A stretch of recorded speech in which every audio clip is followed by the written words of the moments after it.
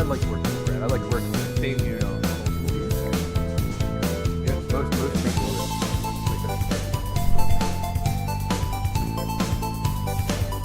Yeah, Brett's my usual.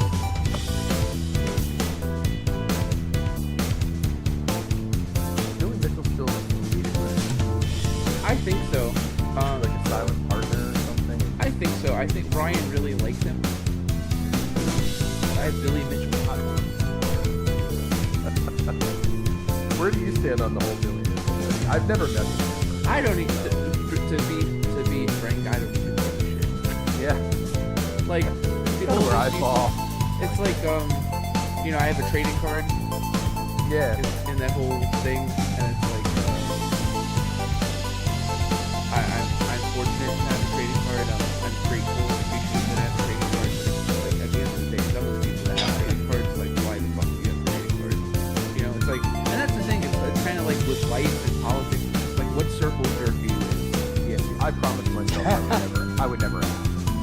Oh yeah. I know that most of the people have asked to have. Oh yeah. And I'm like, I'm never. Well, see, that was the thing If it's too. Like offered, Brett. if it's offered, that's different. But I am not going to be that guy. Well, that's what happened with me with Brett. Brett was like, "You have a card?" I'm like, "Oh, what?" Like I had no idea what it was. And then he was just like this. And then he was showing me some of the people that had a card. And I'm like, "Oh, well, like, that would be nice. I think I certainly deserve it."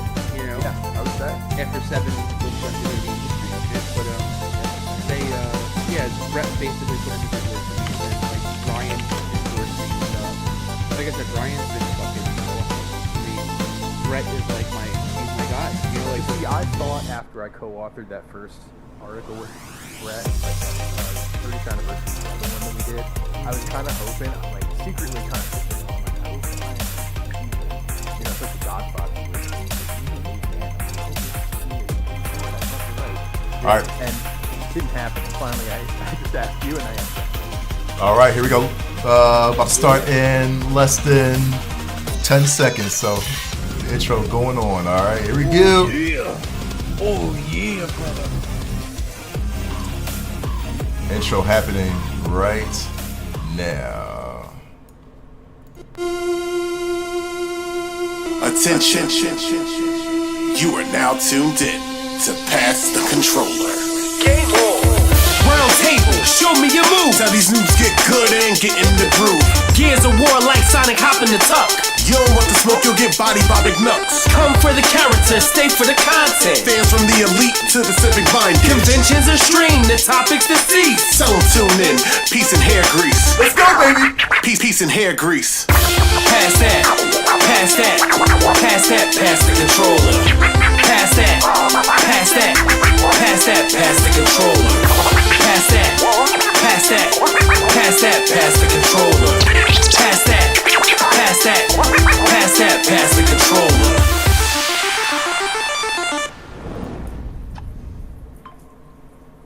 What it do, people? Welcome to another episode of Pass Controller. That's right, this is Pass Controller, where none of us button mash like one of Jake Paul, man. Jake Paul was button mashing yesterday's fight, man, but we don't button mash here on Pass Controller, man. We do it right, we fight right, you know what I'm saying? This is what we do here. You already know who it is. I am McNucks, saltiest gamer ever, man. We got a full panel here. We got a returning guest, man, one of our awesome friends of the show here, man. We're going to announce him soon, but before that, man, let's go to our regular panel. We got, of course, Smoke. Smoke, how you been, Smoke? What's going on, man? I'm doing good, man. Coming off the heels of SmokeCon, and we had a really great time and all that stuff.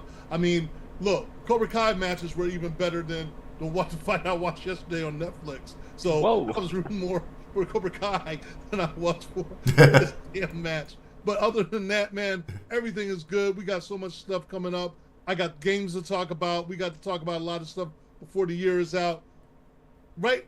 The next person that we got coming up on our Pass the Controller show, I'm going to throw it over to the one and only, the man with the coif, with the coolest shades around, and the coolest beard. The coif. The coif is our boy Nick. What's going on, Nick? I am at peace. Oh wait, you can't really see with the backdrop. Anyway, That's horrible. I'm coming to. This is great, man. I got all the merch down here. You can't really tell. This is an I Avatar thought you were about to staff. fly away. Man, I could. Airbenders. Yeah, I mean, this is from the original toy line from when the show came out. I'm coming to you live from the vault, from where my roots, my origins, my parents' basement, where I see my PS2 next to my Xbox 360. Everything. It's so great. I'm keeping it retro. I'm taking it back. I got my new my Bionicle I just built that came out this year. It's crazy. It's old school. I'm playing Dragon Ball in my basement. It's crazy. It's like it's 2008 again. I feel great. How you guys doing? We're gonna toss it back. I'm doing great. Brian, take it away. That was horrible. Yeah. So It was great. It was the best. Yeah. Yeah. Boy, speaking of Avatar. commentators, Yeah. man, we should have Nick commentate the fight yesterday. For real, dude. Oh, yeah, I would right. have done way better than Mamma that guy. mia. Yeah, right. That guy was terrible. It is absolutely insane. Jake Paul has come all this way. He was born. I do not he was want to get born this mad. night. I do not want to And get then mad he is again, man. grown into this man, and now this man is here fighting this much older man, who is also a man who is fighting this man. So It was so annoying. Rosie, how do you feel? I don't know anything about boxing. No, can't, thank you, man. Rosie. Why are you here? Hey, that's not entirely true. She did the boxing dance intro to Do the Right Thing. Okay. Okay, that's our random Hey. Brian fact of the night. Who Fight knows the if we get power. another one? Fight the power. That's man. amazing. Yeah. So anyway, yeah. So got a good show for you tonight. We're going to do a couple fun things. We got a fun guest. I believe Patrick is our first three-time guest on the show. I don't think we've ever had a three-time guest.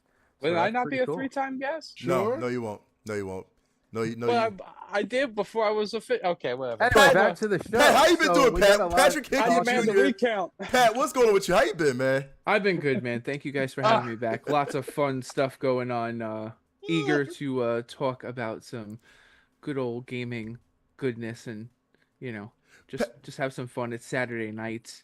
It's Saturday night, Pat. Pat, the last time we talked to you, matter of fact, the last time I seen you was PAX East, man. I think you was doing WrestleQuest, man. I know you was showcasing WrestleQuest. And first of all, how's it been? The game is fun. I've streamed it on Twitch all the time, and I was like, yeah, Pat did that. Pat did that. I was like, yo, how's it been so far, man, since WrestleQuest has been released, man? It's been great. I mean, the game has over 1 million downloads. Yeah. Nice. It's been so much fun. Once the game came out, I streamed for MegaCat for a couple of months, which was pretty cool. Like to have a developer give you the keys to the castle, so to speak, and just let you stream.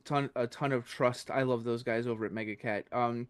And then I actually voiced Nicolas Cage and all of the male characters in the Renfield Bring Your Own Blood game. Yeah. Has over 2 million downloads worldwide on Steam. Wow.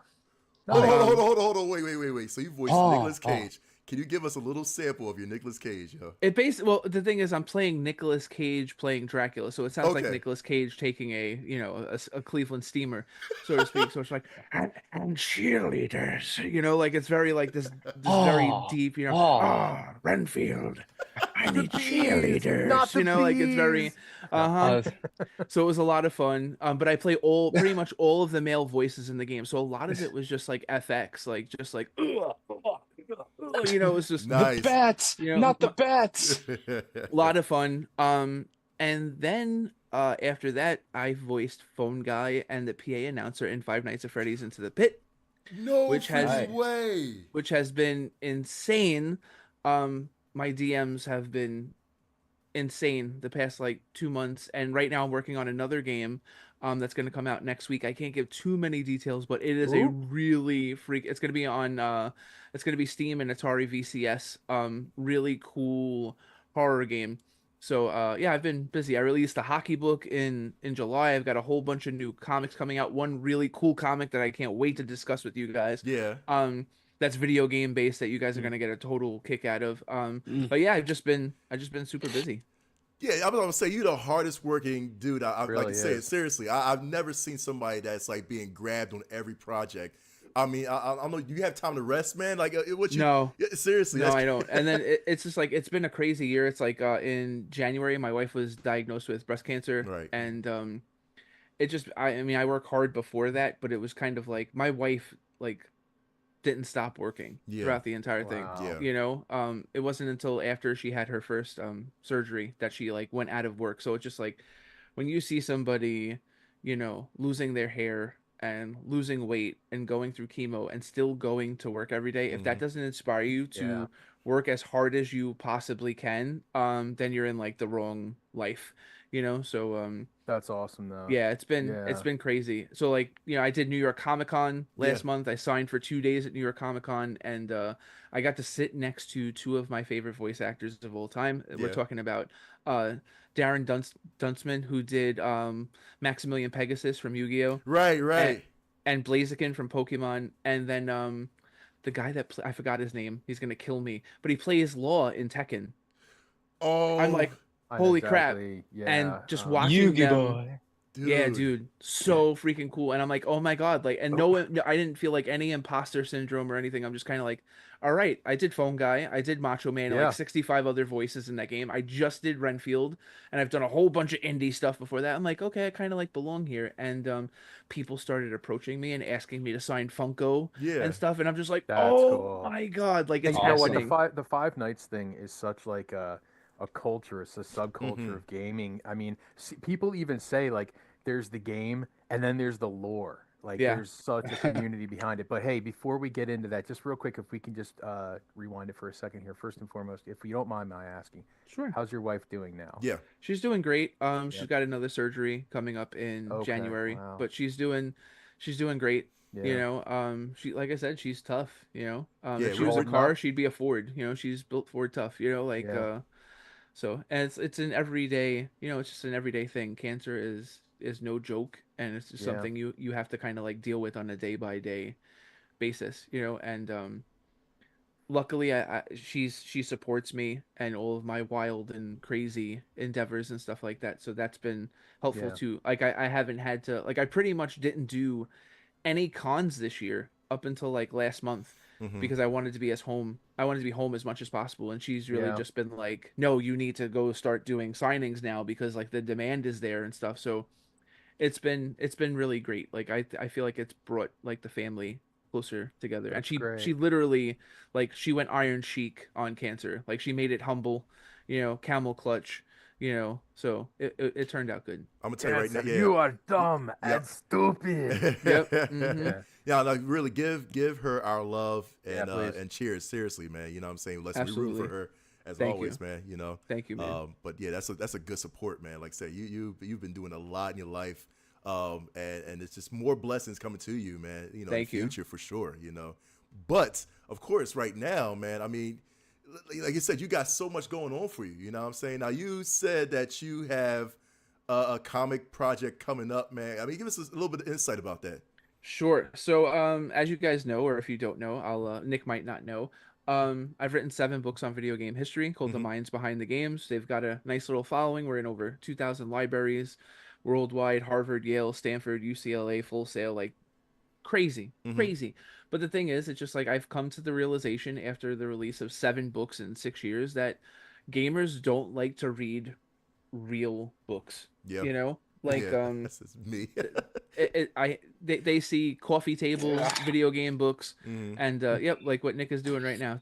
And when they see books that don't have a picture on every single page and things like that, it's kind of like a turn off. Like the books are basically like the Lisa Loeb of like video game history books. Like Yeah. you look at them and you're just like, it's another book. And it's like once you open them and experience them, then you're like, okay. Mm-hmm. But so I'm just like, how do I reach more people? Because I've literally done hundreds of video game developer interviews. Mm-hmm. So if you guys don't know too, I'm the editor-in-chief and owner of Legacy Comics. We're a comic book publisher out of Staten Island, New York. Our initial Kickstarter was over 300% funded. We've got tons of cool stuff. So I'm just like, what if I take one of those really good interviews and pull an Ed Piskor? And if you guys don't know who Ed Piskor is, he's a comic book writer and artist who passed away about 7 months ago. He's known for X-Men Grand Design and Hip Hop Family Tree, which are basically like non-fiction comic Right. books. He's Yeah. telling the history of hip hop, telling the history of X-Men. Right. And once he passed away at 41. And I was That's 40 dope. when he passed away. And I Yeah. was just like, man, if Ed Piskor is out of time, like when, and like my wife has cancer at this time, and I'm like, if Ed Piskor is out of time, my wife has cancer, I'm like, when's my time? Like, oh my God, like I need to do something different, something cool. And up until that time, our best-selling comic is called Midland Beach Turkey Ninjas, and it's about the turkeys that have infested my borough. And Yeah. I've gotten mentioned in the New York Post, and we've sold a ton of comics, but that's not the comic I want to be known for the rest of my life. Right, right. So I'm just like, how do I combine like the work that I'm the most proud of with the minds behind the games with this comic book medium that I think will attract more readers? So I went through all of my 7 books and I start cherry picking some chapters and I talked to Joshua Adams, one of my best artists, and we were like Red Dead Revolver. Mm-hmm. So what we Mhm. did was we took the entire narrative of that chapter and condensed it down to like greatest hits and most informative moments, and we turned it into a 24-page comic book. So it is a nonfiction, like behind the scenes comic book retelling of the development story of Red Dead Revolver. It's freaking Yeah. That's awesome. awesome. That's really Awesome. cool. And it's funny you mentioned about like the types of literature that people are more prone to. Like, something like a comic book is on one end of the spectrum where it's very digestible, very relatable, very accessible, and then you have the opposite end, which is you're very almost more like vanilla, but not vanilla, but it's more collegiately oriented. And that's where I found you when I Mm-hmm. saw your books originally. When I originally reached out to you, I think you thought I was kidding, because I was like, "Yo, I really like your books." I only know off the top of my head, I can name like 2 people who really write on that level. That is, your the history books that you're going to be reading, like in 200 years, when people look back and they want to see the documentation of the history of video gaming, they're going to Yep. look at, Leonard Herman, and they're going to Mm-hmm. look at you.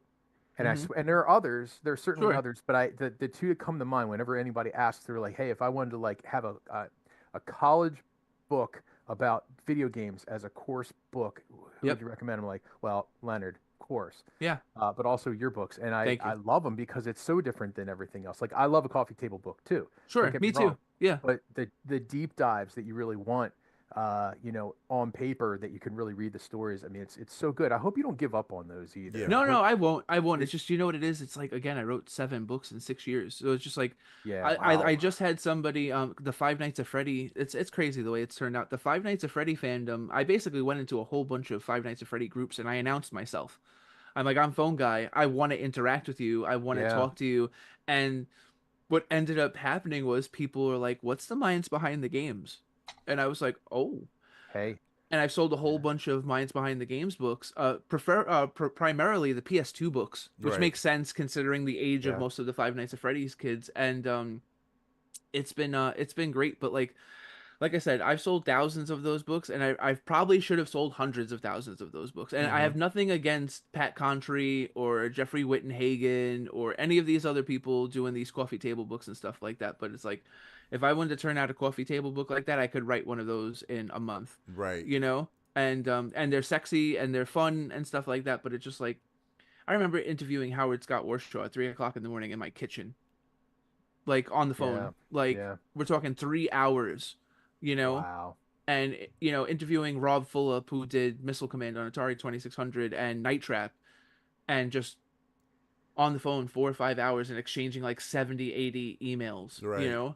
See, and so that's it's the just like, difference between what you do and what some of the coffee table books do, which again, I'm not knocking them. I swear mm-hmm. I'm not.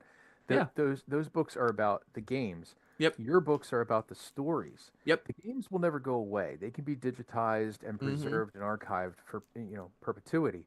But the stories, like I love when guys like, especially Howard Scott Warshaw, that guy's like a national treasure. Yeah, Oh that's a yeah. great interview too. Mm-hmm. I love his book was amazing. Like the retelling of some of the stories behind the scenes at Atari, Mm-hmm. which Yep. if not for him and a handful of other guys that Then worked they're back gone. then, Yep. like the Blue Sky Rangers of in television and things, it's like if we don't have these stories to preserve, they're gone. When these guys are gone, these stories are gone. So we Facts. Yep. need that stuff, intact. Absolutely. Absolutely. That's why, like, with the Sega Genesis book, like, I was probably the last person to interview Riko Kodama. Yep. She passed away like Yeah. right away, That's like right man. after. Yeah. And and I remember Berserk for Atari 2600. I had the interview with Alan McNeil all set up, and then I thought he ghosted me, Mm. Mm-hmm. but he had actually passed away, and there was no Ooh. announcement or anything because he's not a Howard Scott Warshaw. Yeah. He's not Wow. a an Ed Boon or anything. So when he passed away, there was like no fanfare. For me, it's like Berserk was like one of the Yeah. like craziest games of an era. So like keeping all of these stories alive is super important to me. And I know the books, they're in so many libraries and they're accessible for people, but it's just like I want to attract more of a casual audience. Like I want that coffee table audience, but it's just like I still want to do it in a way that is befitting of, like, I'm a writer, you know? And it's just like I never want to sacrifice the quality of my work. So even though this is a comic, it's still written well, you know? And that's kind of like I want people to take away, like I want them to read the comic and go, wow, man, Capcom really screwed up on Red Dead. Yeah. You know, like they gave it away basically. They had no idea what they had, you know, and I want to sell a bunch of pre-orders so this way Yeah. I have so much material. I would love to do 3 or 4 issues of this a year and just focus on a different Real game. quick, where can they pre-order that at? Legacycomics.com Alright. /shop. So it's COMIX, legacycomics.com /shop. It's available for pre-order right now. We have 3 different covers. One variant print cover, one variant digital cover. It's going to be available in physical and digital. I'm actually working on getting another variant by one of the level designers for Red Dead Redemption to do a variant cover for the book. So we got a whole bunch of stuff coming. But like I said, if you love video game history, it's going to be something that's really cool, really different. Definitely. Joshua Adams killed the art. He crushed it. It looks really good. Yeah, I was just about to say that too, Pat. Man, if you don't mind, I'm actually gonna pull up. Yeah, pull a it. few That's why I pictures, man, sent it to you guys. because honestly, dude, this is amazing, man. If you look at this, and we show in the chat this as well too. Like this, the art is amazing. Now, when you said like you're reaching a certain genre of audience, that's me because I'm not a book reader. I'm not like just words and words and words. I got like that's it. I mean, I gotta have. You know, art like this is going to capture me, man. And you looking at certain things like this, I'm like, yo, this is That's This is awesome. on We need point. some Western music going, like Yeah, some this- Yeah, but like this is you on know, point. like, This is what's going to capture me, you know, and it'd be like, you know what, I'm definitely going to be, you know, because I can visualize as I'm reading, I can visualize what's going on. You know what I'm saying, especially with what's on the pages. You know what I mean, and. This is I'm definitely going to probably grab this as well too, man. Look at this is a beautiful cover, man. Yeah, that's the That's that's the cover. That's the variant print cover. That's by Brandon Bentfield. The first cover that you showed without anything on it, that's a virgin digital variant. That's by Valentin Quinones. Yeah. Super talented people. Like I said, I tried to bring in all the stops because I was super proud of the interview that I did. So it's not only the story of Red Dead Revolver, but it's the story of Dominic Craig, one of the lead designers, and how he got into video games, and then how he got recruited by Angel Studios, and how Yeah. Angel Studios created Resident Evil 2 on Nintendo 64, which had no reason even existing. Yeah. And then just the story of how Angel started working with Capcom, and then how Capcom had no idea what to do with the game, and then the whole Rockstar element. Like there's so much in this comic book. It's like it's such a fun way to be introduced to video game history and everything that like I've done over the past 20 years. And this is why That's awesome. I love this con, because right now this is like the first issue of the series, right? Yep. And for me, I'm a comic collector. You know, I know the rest of the guys are probably as well too. yeah, But yeah. it's like for me, I love the first of the kind. You know what I'm saying? Sure. It's like I'll grab it. Like I feel like I gotta grab 2 because I don't want to read 1. I want to keep that in perfect condition Sure. as a collector. You know, to have like Pat, to have you sign it, probably to have the Red Dead cast sign it. You know what I'm saying? To have Absolutely. that, you know, as a valuable collection. And I know, you know, like let me ask you this: what's the I guess the amount of issues that you have targeted as far as like what you trying to, you know, make? Like do you have a set number in mind, or Well, I mean, like the initial print run is probably going to be like 500 comics. So like the thing Okay. is, I want to sell out of all of them. yeah, You know, I want to do a second print run. But like, yeah, obviously, if we can sell out the first print run, then I would do another game for the next issue and stuff. And it's just like it's a funny side story. So do you guys remember? Brian, I'm probably speaking to directly here, but I know you guys were there. ZoloCon yeah, that was I mean, Brian was there, 2022. Yeah. And I remember Brian walked by the table, and Brian was like, "Yeah, this comic book stuff is cool, but we're the minds behind the games books. Like, what are we doing here?" You know? And I was like, "Oh, I'm doing the Yeah. comic thing now." It was like when you said that, I said to myself, I was like, I wonder if there's like one way or another that I could kind of tap. Because the thing is, I haven't officially like tapped into the people that like me for my voice acting aren't the people that like me for the minds behind the games, and the people that like me for the minds behind the games Don't aren't like the for the same voice people acting. that like me for Legacy Comics. So when Yep. Because Brian said that to I'm a me, weirdo too, in the sense that, like, you know, I'm picky about the comics I buy. Like, I'm hmm Yeah, super same. picky. Because it's not because I don't like comics. It's because I really sure, do like comics. of And I course, know that, like, what's going to end up happening is, I'm going to have boxes upon towers of boxes, and no time to read them. So, like, when I commit to a certain comic, I'm in it to win it. Like, hmm Yeah. I'll go ham on it and get it and go. I Yeah. think a lot of us are sort of that way, but you just can't, especially in today's world where everything is a multiverse and everything is a spin-off and everything is, you know, the quality means more than the quantity for me. So that's why, sure, like, I like your comics. They're great because they're original. They're, like, they're just not what everybody else is doing. sure. So, but when I felt so bad because you were like, yeah, No, I I didn't. was I'm telling you, it was like it wasn't, I didn't say it to make you feel bad, but it was like a light bulb moment in my head where I was kind of like, I'm doing all of these different things and I'm not really like finding like a commonality where I can bring all of those people together. So this is like, when you said that, I wasn't at a point yet with Legacy where I could embark on something like this, because this book has taken a long time to like put together. And it wasn't, like I said, it wasn't until Ed Pisker's death like 7 months ago where I was Hmm. like, no, this has to happen.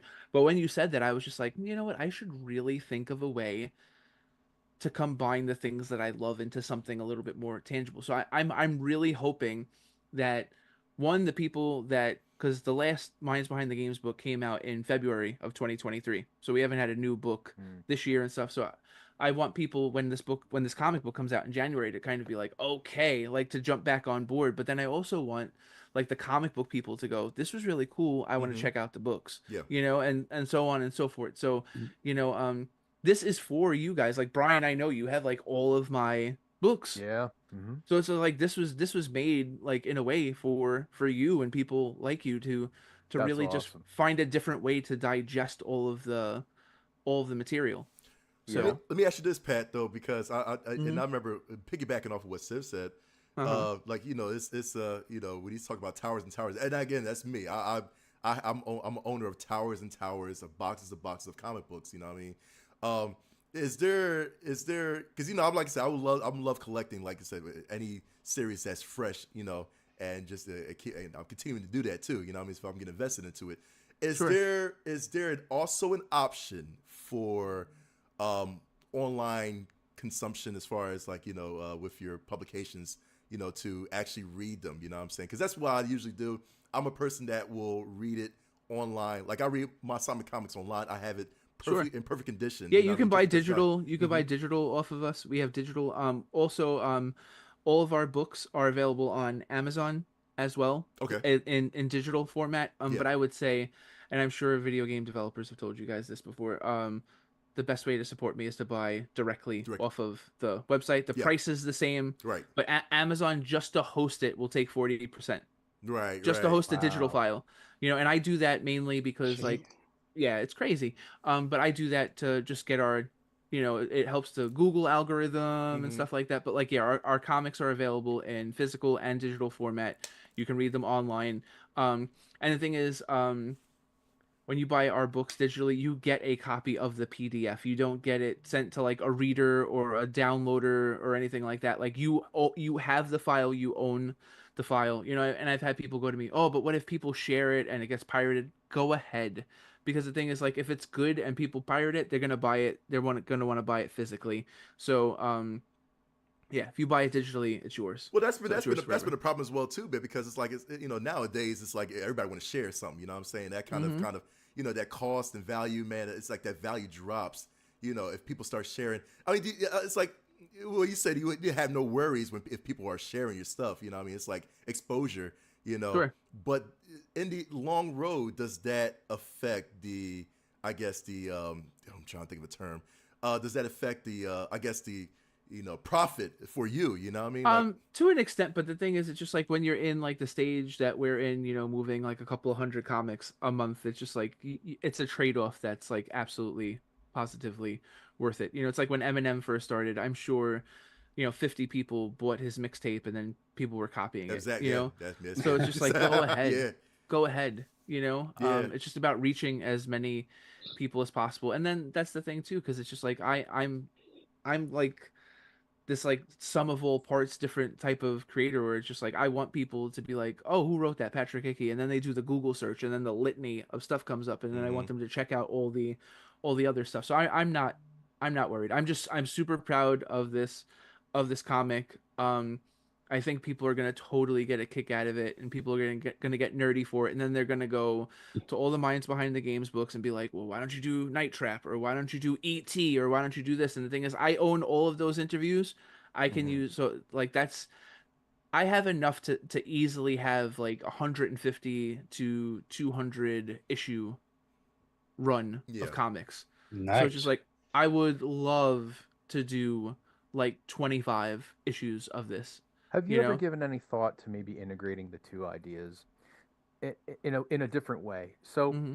if part of the reason, see, because I grew up in a time where, specifically with video game magazines, I remember, Nintendo Power had Howard and Nestor comic Mm-hmm. serial. Yeah. They would be inserted like within the pages, and you had Game Pro that had that same thing, or even like the case of like the Watchmen, right? They're reading Black Freighter throughout the pages of the Yep. Watchmen. So, Yep. have you ever given any thought to maybe like within Minds Behind the Games, doing like a couple pages just to illustrate a point, just like to break up chapters or something like that periodically, like it's almost like an insert where it's like, here's a visualization of this part of what the story just told you in maybe a little bit more of a digestible or a concise So way. I don't know. Is that I that? totally get what you're saying, and I love it. It's just I was I have to be diplomatic when I say this.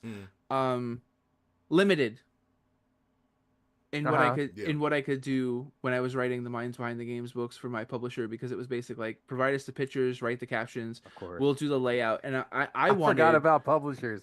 Yeah. So yeah, that's the thing. No, Like, so say now no that's more. Yeah. that's the reason. That's the reason why I'm doing the comic, because I'm the editor in chief. I'm the publisher. I can control every single aspect of it, and I like that. It's just like Uncle Ben was totally right. With great power comes great responsibility. But Facts. the thing is, it's just like Rice. you're able to I am much happier with complete control and having it be like, if this fails, it's on you, then okay, we're your publisher. We're going to give you a royalty and let us handle everything. Because from my point of view, it's just like I'm better at handling everything than pretty much everybody else that I've worked with. So I love the fact fair. that, if I ever decided to write another video game book, why can't I do it through Legacy? Like, I mean, like earlier this year, I wrote a hockey book right here. Aces Over Brooklyn, Nice. nonfiction. I mean, I could murder Jake Paul with this book. Yeah. It's Wow. heavy. It's heavy. It's like John Wick let's style, man. I feel you. Probably Yeah. asked, what is the Heavy. book? see. It's 580 pages. Yeah. He would ask for the digital copy. Yep. He Yeah. said, He'd "What is ask a for the book?" digital copy. He would right? ask for. Does that have pictures in it, please? Yes, it does.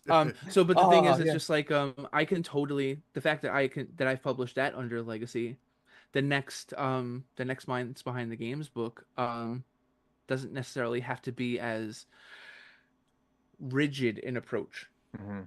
Okay. So I'm excited about that too, the Got future it. of that. So I definitely have I have developers, and this is no joke, I have developers at least 2 or 3 times a week say, are you doing something different, because I'd like to chip in, or I have developers that I'm working with right now that I could easily go, listen, I'm doing voiceover on your game, you're paying me like next to nothing, because all voice actors, I'm not sure if you guys know this, they don't get paid that much. They really don't. Like, that's why they sign Funko. That's why they go to cons and stuff like that.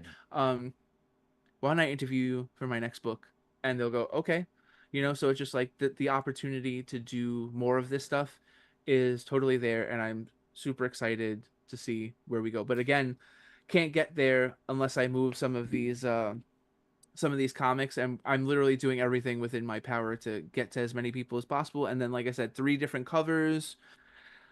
So it's just like trying to do everything within my power to make this a sexy indie comic offering. That's a good strategy too, man. That you was talking Yeah. about, like you said, you were getting paid next to nothing as far as voice acting goes, man. But he's like you have a kind of a payoff, Yeah.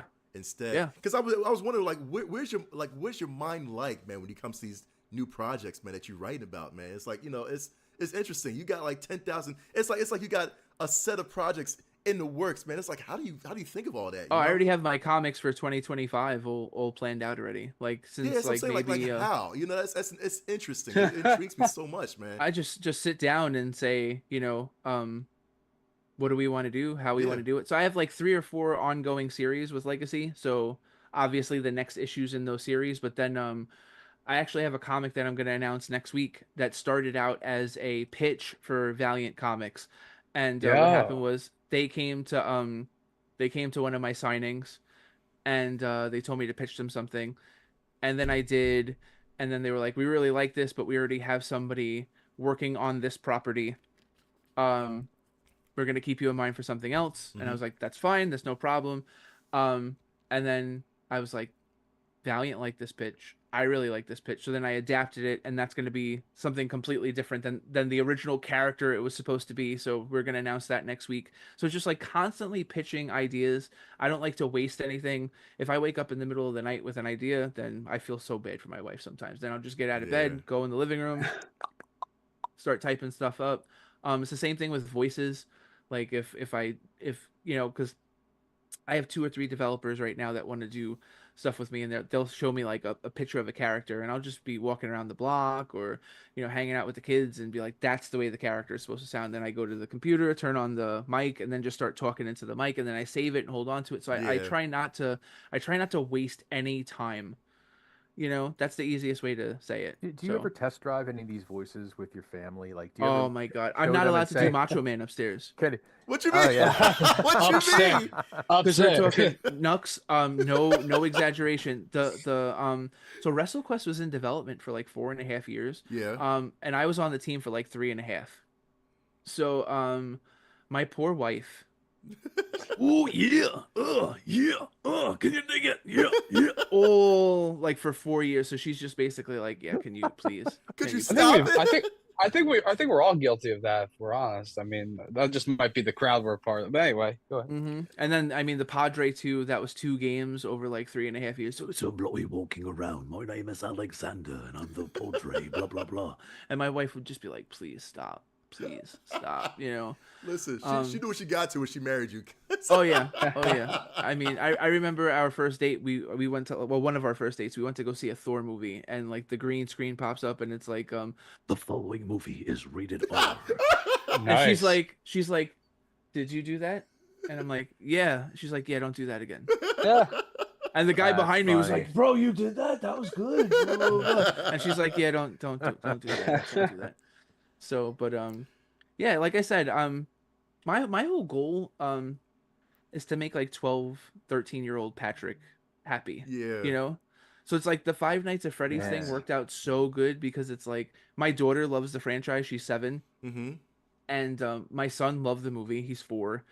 And when I started showing them the clips of me doing Phone Guy, they were like, that's you and that sounds like you. Yeah. Because Phone Guy is pretty close to my regular voice. Right. you know? Right. You're playing Um, that now, right? You're like playing through that game. Yeah. Is Yeah. this your first run through of actually? Yeah. Like, Yeah. really? And How surreal is that? Well, That's well, gotta here's, be- well, first of all, we always talk about what we've been playing, but Patrick, tell us how you love it, because first of all, I've seen a lot of YouTubers, like big YouTubers like Markiplier and Dash, which is plays nuts. and that's Yep. crazy too. And it's like, Markiplier always jokes about the phone guy and all that too. He always mimics the phone guy. So I'm seeing like Markiplier mimic. I didn't know that was you, Markiplier mimicking you and all that too. It's like and just making fun of you and all that stuff. And it's so surreal, cause like so tell us, like, give us a rundown of how you love the game, how you playing the game. Some stuff about the game that we might be inquisitive about, man. Tell us your review of Five Nights at Freddy's Into the Pit, Pat. So I'm obviously biased, but I don't think I've done voiceover on a bad game. But I would say look at that. I mean, it just makes me feel really good because the thing is too, I am a huge Maniac Mansion fan.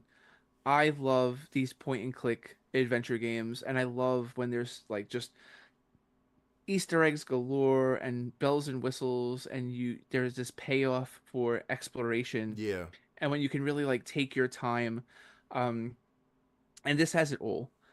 I also play the PA announcer in the game, so when you walk into Fazbear's Pizzeria for the first time, it's Yeah. like, "Welcome to Freddy's Fazbear's Pizza, where Yeah. magic comes to life." Blah, blah, blah. Yeah. Like, it's it's so like stuff like this, man. The jump scares in this game are really freaking good. To the point where like I knew that they were coming, and I still like kind of, you know, um the sound effects of the animatronics are Yeah. really good. Like just the music is totally unnerving, and there's 5 different endings, which is really cool too. A couple of them are really hard to get. So again, if you grew up playing, like, I'm trying to think of really good point and click games like Broken Mm-hmm. Sword, Day of the what's it, Tentacle, man. Day of the Tentacle. Come on. Yes, Yeah. there's totally elements of those in here. There's just it. This is the thing. Mega Cat Studios, I love those guys. I've worked with them for 4 or 5 years on a whole bunch of different games, and I feel like this is really like a love letter to Five Nights at Freddy's. Um, but then to being a reader of the Into the Pit graphic novel, Mm-hmm. I feel like that they've added enough to really spice it up and make it different, because Phone Guy isn't in the Into the Pit graphic novel. So the way that they integrated my character into the game works out really good. There's so much, like Brian beautifully said too, that the lore in Five Nights at Freddy's is just as important. And I feel like it would have been so easy for them to not include Phone Guy in this game, Right. but it's such a feel good thing that like you're running around trying to escape all of these animatronics, and then the phone starts ringing, and it's like almost feeling like you're at home, because even though Into the Pit, the graphic novel, doesn't feature the Phone Guy, it's like, can you imagine a Five Nights at Freddy's game without Phone Guy? You know? Facts. True. Yeah. True.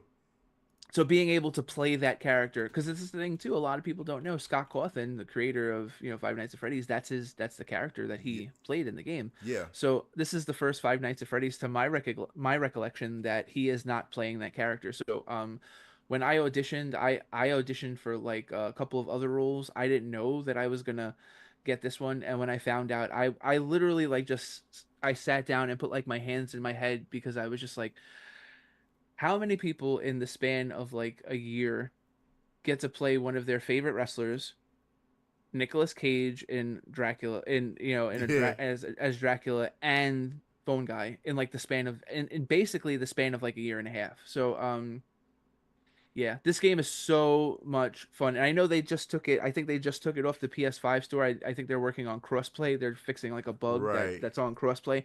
But it's the highest rated Five Nights at Freddy's game of all time. Yeah. Wow, that's awesome. Which says That's something. crazy. But like Cool. again, the visuals that are does say awesome. something.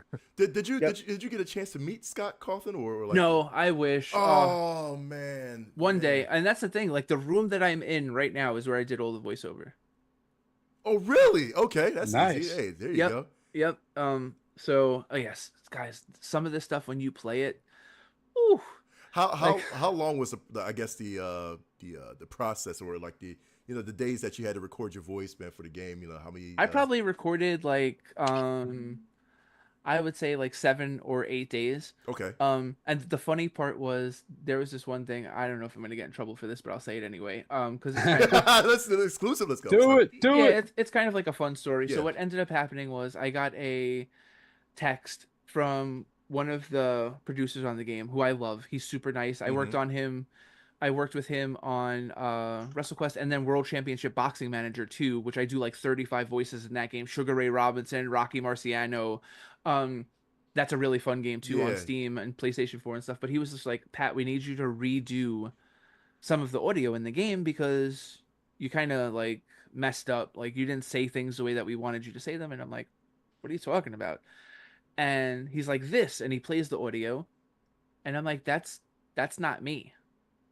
And it was the PA announcer in the Yeah. game. Right. And I said, okay, I'd like to be the PA announcer now. And I'm free. I don't have Wow. anything to do today. Right. So if you want to re-record those lines, I'll do them right now exactly the way that you want them. So wait a minute. Who was originally the PA announcer? I don't guess? know. I'm So sorry. So they thought that was you. But so hold on. So let me get this straight. They thought that was you, right? Yeah. They didn't know who. So lost. So they didn't know who did it. Like, They contacted the wrong. It was probably another voice actor, and so what happened? I So, was just so what happened with giving the other like voice actor a try again? I guess, or they just like screw it. Pat, Yeah. you going to take it over? Hey, you gotta Yeah. strike while the iron's hot, man. Yep. Yeah, And you That's listen, do. awesome. Shoot your Brian shot. gets Dog it. eat dog Shoot your world. shot. Yeah. Yep, Brian gets it, man. Yeah. Brian would have did the same thing, and I was just like, "Yo, let's go." And we spent like 3 hours, and there was like easily like 6 or 7 redos until they got the version that they wanted, Right. and then it went in the trailer, um, and then it was in the game, so it was just like, That's so awesome. yeah. And listen, I'm sorry to that voice actor in advance, but it's just like I'm that. I'm like, wait, that's me, man. It's supposed to be me. Like I was supposed to get the job, man. You took the job from me. You know what I'm saying? But- Something like that. But like between, I can't even say between us because we're live, but like I have done full voiceover for games, Uh huh. and I'm not going to reveal the game, but like for big publishers, um and I'm expecting to hear my voice in the game, and the game comes out Yeah. not in there. I was paid, Hmm. and then I'm like, what happened? And I'll get something like, oh, we took out all the voice in the game. There's no voice in the game. And then I play the game, and I'm like, they took out all the voice. And this is a game that I totally would have Wow. hit my cap. I would have been like, yep, I'm in that game. Yeah. So that's happened to me in the past, and then I've had games come out that I auditioned for and didn't know that I got, and then the game comes out and I go, that sounds like me. And then they go, yeah, that's you. What happened? And I'm like, you never told me that I got it. And they're like, yeah, you got it. You're great. Blah, blah, blah. So Right. it's just like, Which is the big takeaway here is, and I think people have to understand that the video game industry is very much like TV and movies, completely disorganized. mm-hmm. Like, you're still at the whim of people who are very pressured, sometimes disorganized, and sometimes a little bit out of focus.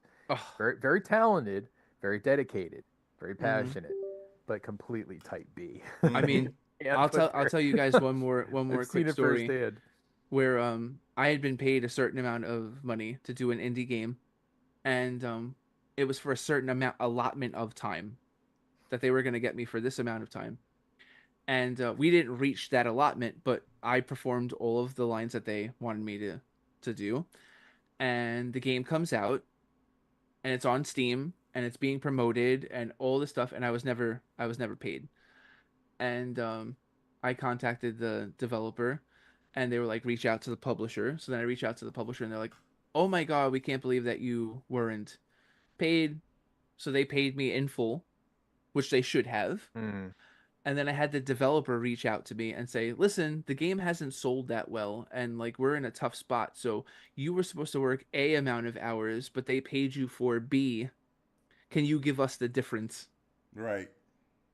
Like, insane. And I was just like, no. Like, I never would have thought that I would have had a developer reach out to me and be like, yeah, it's like a couple $100. Can you give that to us? And I was just Can I like, borrow $1? yeah. Like some crazy stuff. Like one It's day funny I will. because if the door swung the other way and say that game was a massive hit, all of a sudden overnight it's the #1 game. It climbs to the top. It's like the next like Hades or like a Hi-Fi Rush type Yep. game, which like overshoots. Yep. It's they wouldn't have exactly been writing you checks to say, hey, Nope. we just wanted to say thanks. That's why, listen, So anyone that's door swings listening, both ways. if you meet a voice actor and they have prints or they have Funko or they have this or they have that at their table, like those are like the ways that they like really support themselves by voice acting. Like they're creating experiences for you, and they're often paid like a flat fee or an hourly fee. They do not get residuals on the games or anything like that. They don't get royalties or anything like that. Like they're basically like hired guns that are coming in doing their best work as quickly and professionally as possible, and they're moving on to the next thing. If you guys found out how much like some of like your favorite voice actors like on Dragon Ball Z or something like that or Naruto get paid, you'd go, "What?"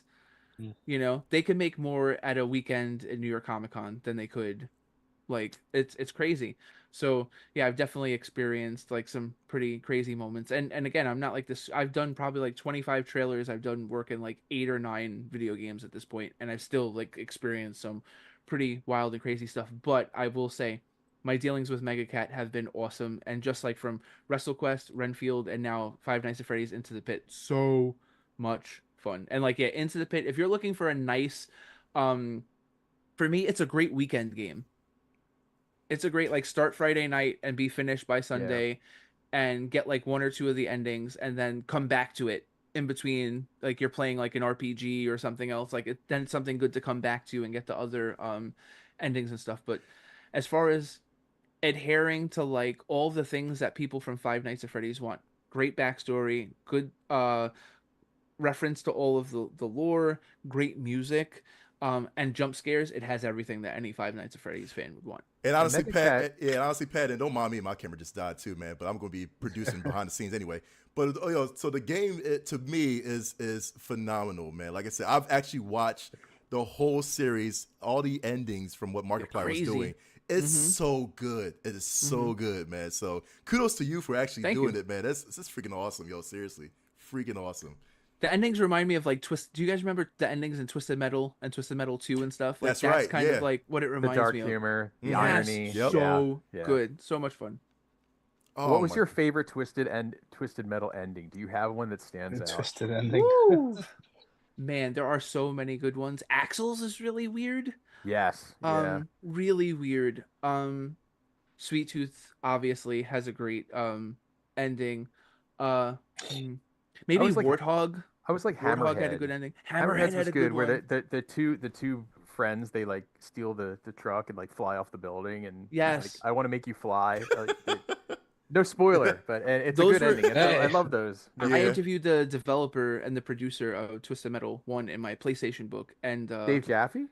Or- no, oh my god, Dave Jaffe did it, but like obviously he was part of a team, Yeah, you yeah. know. So the producer on that team and one of the other level designers, and they had so much. They had way too much fun writing all. I of those remember little reading it, but stories. I forgot who it was. I was like, I was remember trying to his get name. Jaffe, and I know him through other people, but he's a hard nut to crack, so Yes, to he is. speak.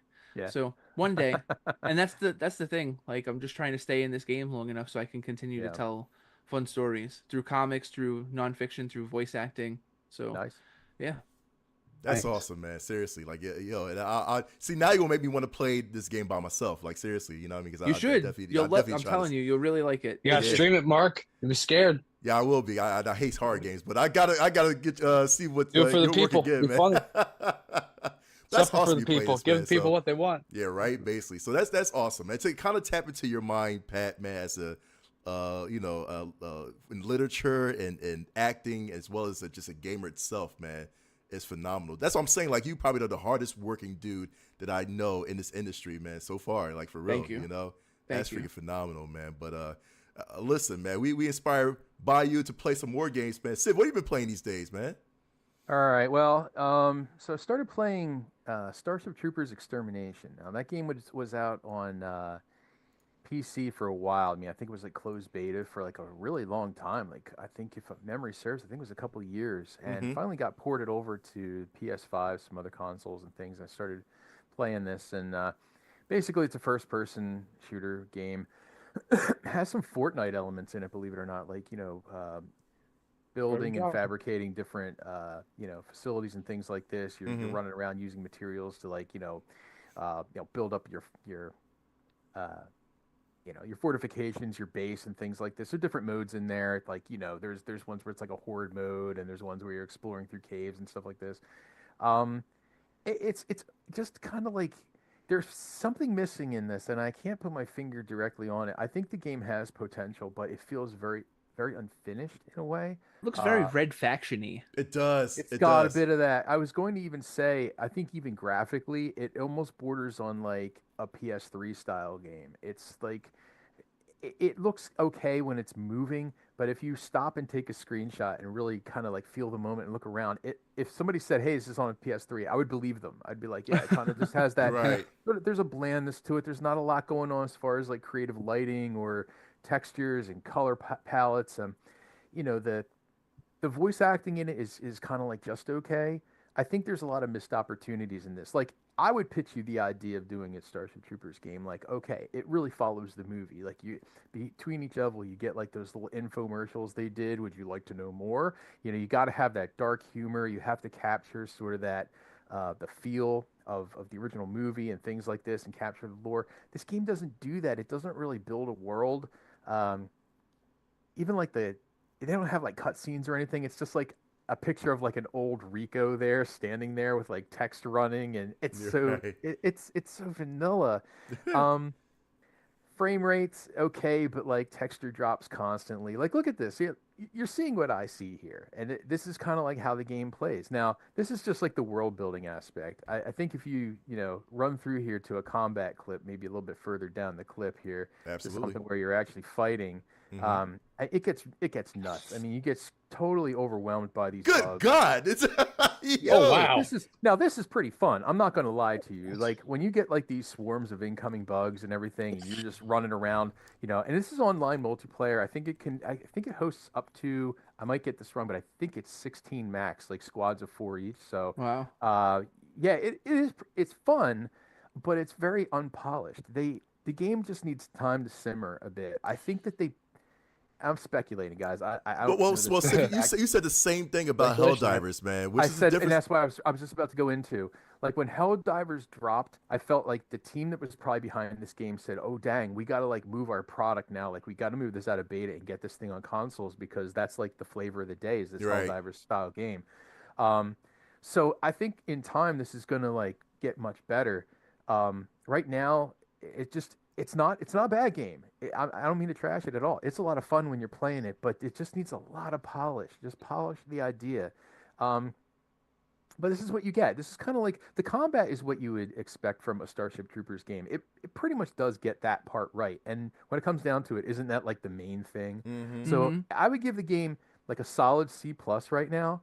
But like with time to grow, this could seriously be like a really great game. But they're gonna have to just like listen to the fan base again. You know, like I always say there's a lot of good feedback out there right now. I think that if they were to maybe secure some rights to like the original music that would help. Maybe a voice actor or two from the movie. I don't know. But as it is right now, it just feels like it doesn't feel like Starship Troopers.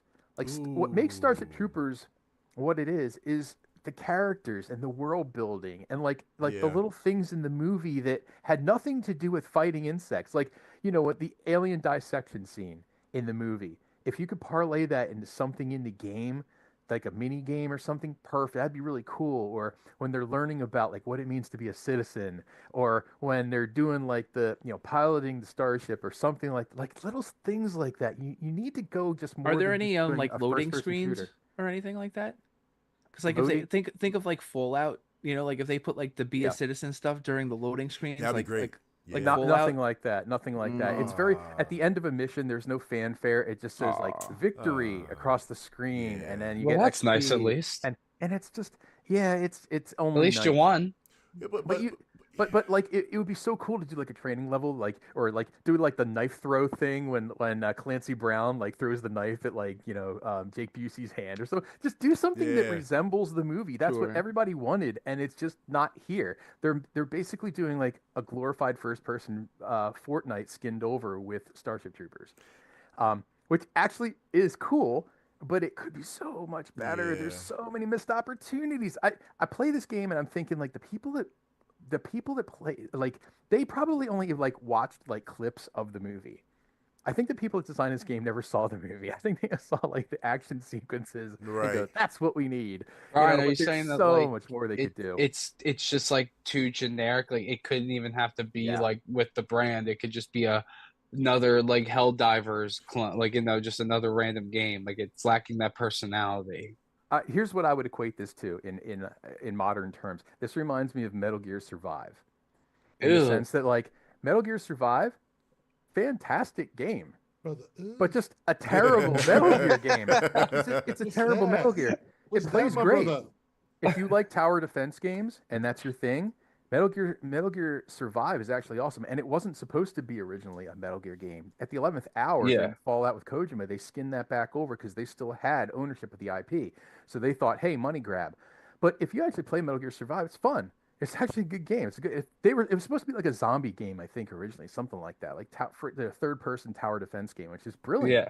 But the problem is, like, if this was any other like Red Faction or something, they could have called this Red Faction 3, and it would just been like the same kind of game, to Patrick's point. So yeah, I mean, like, I don't really recommend this just yet, but if like you own it, you'll play it, it'll be fun. Yeah. Give it like a year. Keep your eye on it. Yeah. Give it a year and just see what happens. I mean, it's certainly no like game of the year contender, but I No. mean, it's okay. Like, I paid full price for it, and that kind of bums me out. I wish I would have just waited a Oh little man, longer, knowing what I know. was the But physical and the digital, or just the digital? I physical, my man. Oh, okay. I'm just checking. I don't I- know, man. You said you. I don't know. Physical. Yeah. Let's Check get, it. And let's that's get what- physical. And that's what it is too. I feel like we're desensitized by Helldivers, man. That this game just kind of is out of the loop. You know what I mean? There's nothing different about this game that's going to make it be like, oh wow, I'd rather play this instead of Helldivers. I just feel like it's Yeah. you know. I'll put it to you this way: Helldivers 2 is a better Starship Troopers game than Starship Troopers, and it's a better Space Marine game than Space Marine 2. Yeah, yeah, Uh. yeah. 100%. You're right. I'll die on this hill. That's a good one. Yeah, It does them both. Yeah. It took the two things we really wanted and did it better than either one of them did. And even Helldivers has space to grow too. Don't get me Yeah. wrong. That's far from being a perfect game, but man, it is fun. Yeah, that's So. cool. I'm gonna stay away Yeah. from that game though. But that's all right. That's a good guy. I like it. Listen, we all desensitized to Helldivers. Would you like to know more? Yeah, right. I'm gonna tell you real quick. I've been playing this game that, of course, you already know is out, man. I feel like this is the sleeper game of the year. We're gonna talk about game of the year possibilities, Pat, later on the show as well too. So we'll get your input on that. But I feel like this is one of them.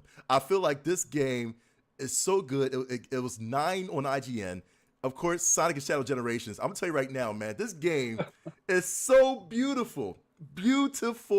No one ever would have thought this is what Mark was playing. Listen, dude, I was telling you right now. For one, am shocked. Yo, You know what? It's crazy. it's so awesome, man. And like I said, it's the remake of it's just, like I said, it's just remake of just a lot of stages that Shadow's been into, man. And it's just a twist to a lot of this of the gameplay, man. Shadow has some new powers, man, that I'm not going to spoil it because a lot of people want to play it. It is so much fun. Remake. Listen, I don't care, Smoke. The sound, the songs of the I know how to the roll. music, man. Listen, oh my God, because I'm telling you right now, Are they using Keanu's voice? they are Is this- using part of Keanu's voice in one scene. That's about. I don't want to spoil it for you, man. Oh but wow. yeah, Okay, but- I didn't know that. Yeah. That's a whole level, I think. Yeah, that's what I'm saying. Like it's really cool. It's a surprise for us too, Whoa. man. So honestly, I dude, gotta go fast. yo, this is getting ready for us, or this is for us getting ready for the movie. You know what I'm saying? Like this is the game right here.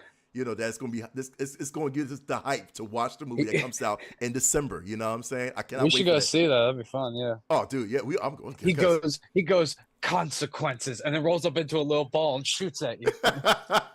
But again, like I said, this is a must play for any, for those that like platformers like that, man. It's a must play. So many new features that you can do with Shadow, man. And of course, you can also play with Sonic and the original Sonic Generations game that happened to be out a while ago. They have that in there as well too. But everybody focuses on a Shadow story, man. That is amazing, yo. Seriously. Is that the completely like new content for this one? Yes. All the Shadow stuff, Yes, and then it like is. the Mhm. Sonic stuff's just like the stuff it was before. Pretty much, Or yeah. Is there Yep. like some new Sonic stuff? There are gotta be, there are right? some new Sonic Tsunamic. stuff. Tsunami, right? Some new Sonic Tsunami. stuff that is also featured. Like I said, I'm not gonna spoil it, man, because you got to play for yourself. It's freshly made. But yeah, like I said, this is amazing. It's a 9 on IGN. I feel like this is a sleeper. I feel like this has to be nominated for Game of the Year. I don't know, because you got to look at we're going to talk about it too, man. This is just phenomenal. Phenomenal, man. And again, I always say, Civ, I always talk about the soundtrack to the games. They remade a lot of the stage's songs and kind of like did a whole twist to them that I was like, okay, I love the original song, but this remake of the song that I'm so used to in these Sonic games, man, is amazing. Like the remake is beautiful. That's all I'm gonna say. They make it evil. They make it dark. Dude, they have QuickTime events in this. I'm surprised anybody's doing QuickTime. Yeah, anymore. they I got thought that was kind QuickTime of a thing events, of the man. past. Yeah. Listen, QuickTime Okay. events will not die. You know what I'm saying? It's just, Yeah. again, like I said, for those that are Sonic fans, man, they love it. we love it. This is what we needed.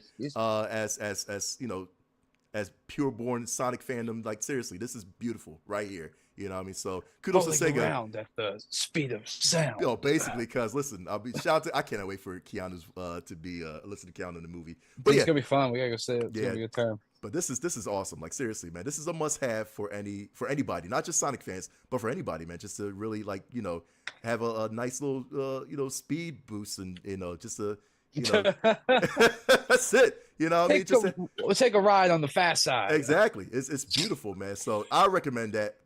Like I said, it's beautiful, dog. It's so beautiful. That is my game of the year. I'm hoping that when the nominations come out for game of the year on Monday, which will be Monday for sure, from what Jeff Keighley says, Sonic Generations gotta be there. Sonic. I feel like one of us should be miming like as he's talking because he doesn't have his camera. Like I know, yeah. Sonic. Listen, I'm back producing. I don't care. But yeah, so that is me. That is me. Nick, what you been playing, man? Listen, man, I've been keeping myself busy. We were talking about comics too, and it's funny. I got like all my Invincible comics. I got the Power Rangers comics here. I'm hyped for that game coming out soon, and I've been reading Radiant Black and like those comics, the Image comics, and Rogue Sun. I've been loving comics. I love comics so much. They're so much fun to read. There's been good stuff, and DC and Marvel got good stuff going on. Comics are fun. But and also the nostalgia, talking about Power Rangers and Bionicles and all the stuff I got. I've been playing Dragon Ball Sparking Zero. Man, is that game fun? You and I never Smoke, had. right? Me and Smoke have been playing, but Smoke had other games. But I've really only been playing Fortnite and the Dragon Ball, and I don't know if I can talk about Fortnite again. It's it is what it is. Yeah, don't talk about Fortnite again. Yeah, no, that's just it's only there to have fun, and who cares about the rest of it? But Sparking Zero, man, has been a lot of fun. It's a good if you're a Dragon Ball fan. Obviously, you're playing it. Obviously, there's stuff going on in the community. Like I haven't really touched the online fighting and all that stuff yet, but like, man, it's just fun. And like the best part of Dragon Ball games has always been like the what ifs and everything, and how they change up the story. Because like, I mean, if you want to play the story, play Kakarot. If you want to. Because half the time I'm skipping the cutscenes and everything, and like I'm like, I know Ginyu says this, and You're that guy, huh? Why? No, not the cuts. Like, cause half of it is like some of it's just like freeze frames and like postcards. Like obviously like the cinematics and everything, yeah. But most of that are in the actual fights and the cutscenes of like when you're doing your super attacks. Like all these are just like the character models just talking real quick and everything like that. Like, and then it's just fight, and then back to it. Like when you get to the what ifs and everything, all the new stuff, that's really interesting. But like I will say half the time it's a very choppy way of like if you want to actually experience the story of Dragon Ball, I mean of course you should just read the manga or watch the anime. I would say if you're trying to experience a story of Dragon Ball, it's a little bit choppy, especially because you go from character to character. Like you play through only Goku stuff, and then you play through only Gohan stuff through his story. And it's like it jumps all around. Like, I mean, depending on if the character is alive or not, or whoever, you might skip entire sagas or have like only a fight or whatever. It's all over the place. Like in terms of that, it's not really the best to experience the story. Something like Kakarot, the actual RPG, to play through it was probably better than that. But here's the thing, though: if you know the story of Dragon Ball, if you're ready to have fun, like the game, like that's the thing. It was fun back then. It's fun now. It's worth it. And like I got a couple of controllers. I'm gonna have my buddy over at some point. We're gonna fight again. Last time I had him over, we played Budokai 3 on my PS2. That doesn't read discs anymore. I gotta get that fixed. But then we got this, so it's okay. We're working with. It's great, but it's fun. Dragon Ball's Dude, always I a like good how time. that just merged. I liked how the cutscene merged right into the comic cell. Yeah, that was yeah. freaking Right? That was a very cool effect. Yeah.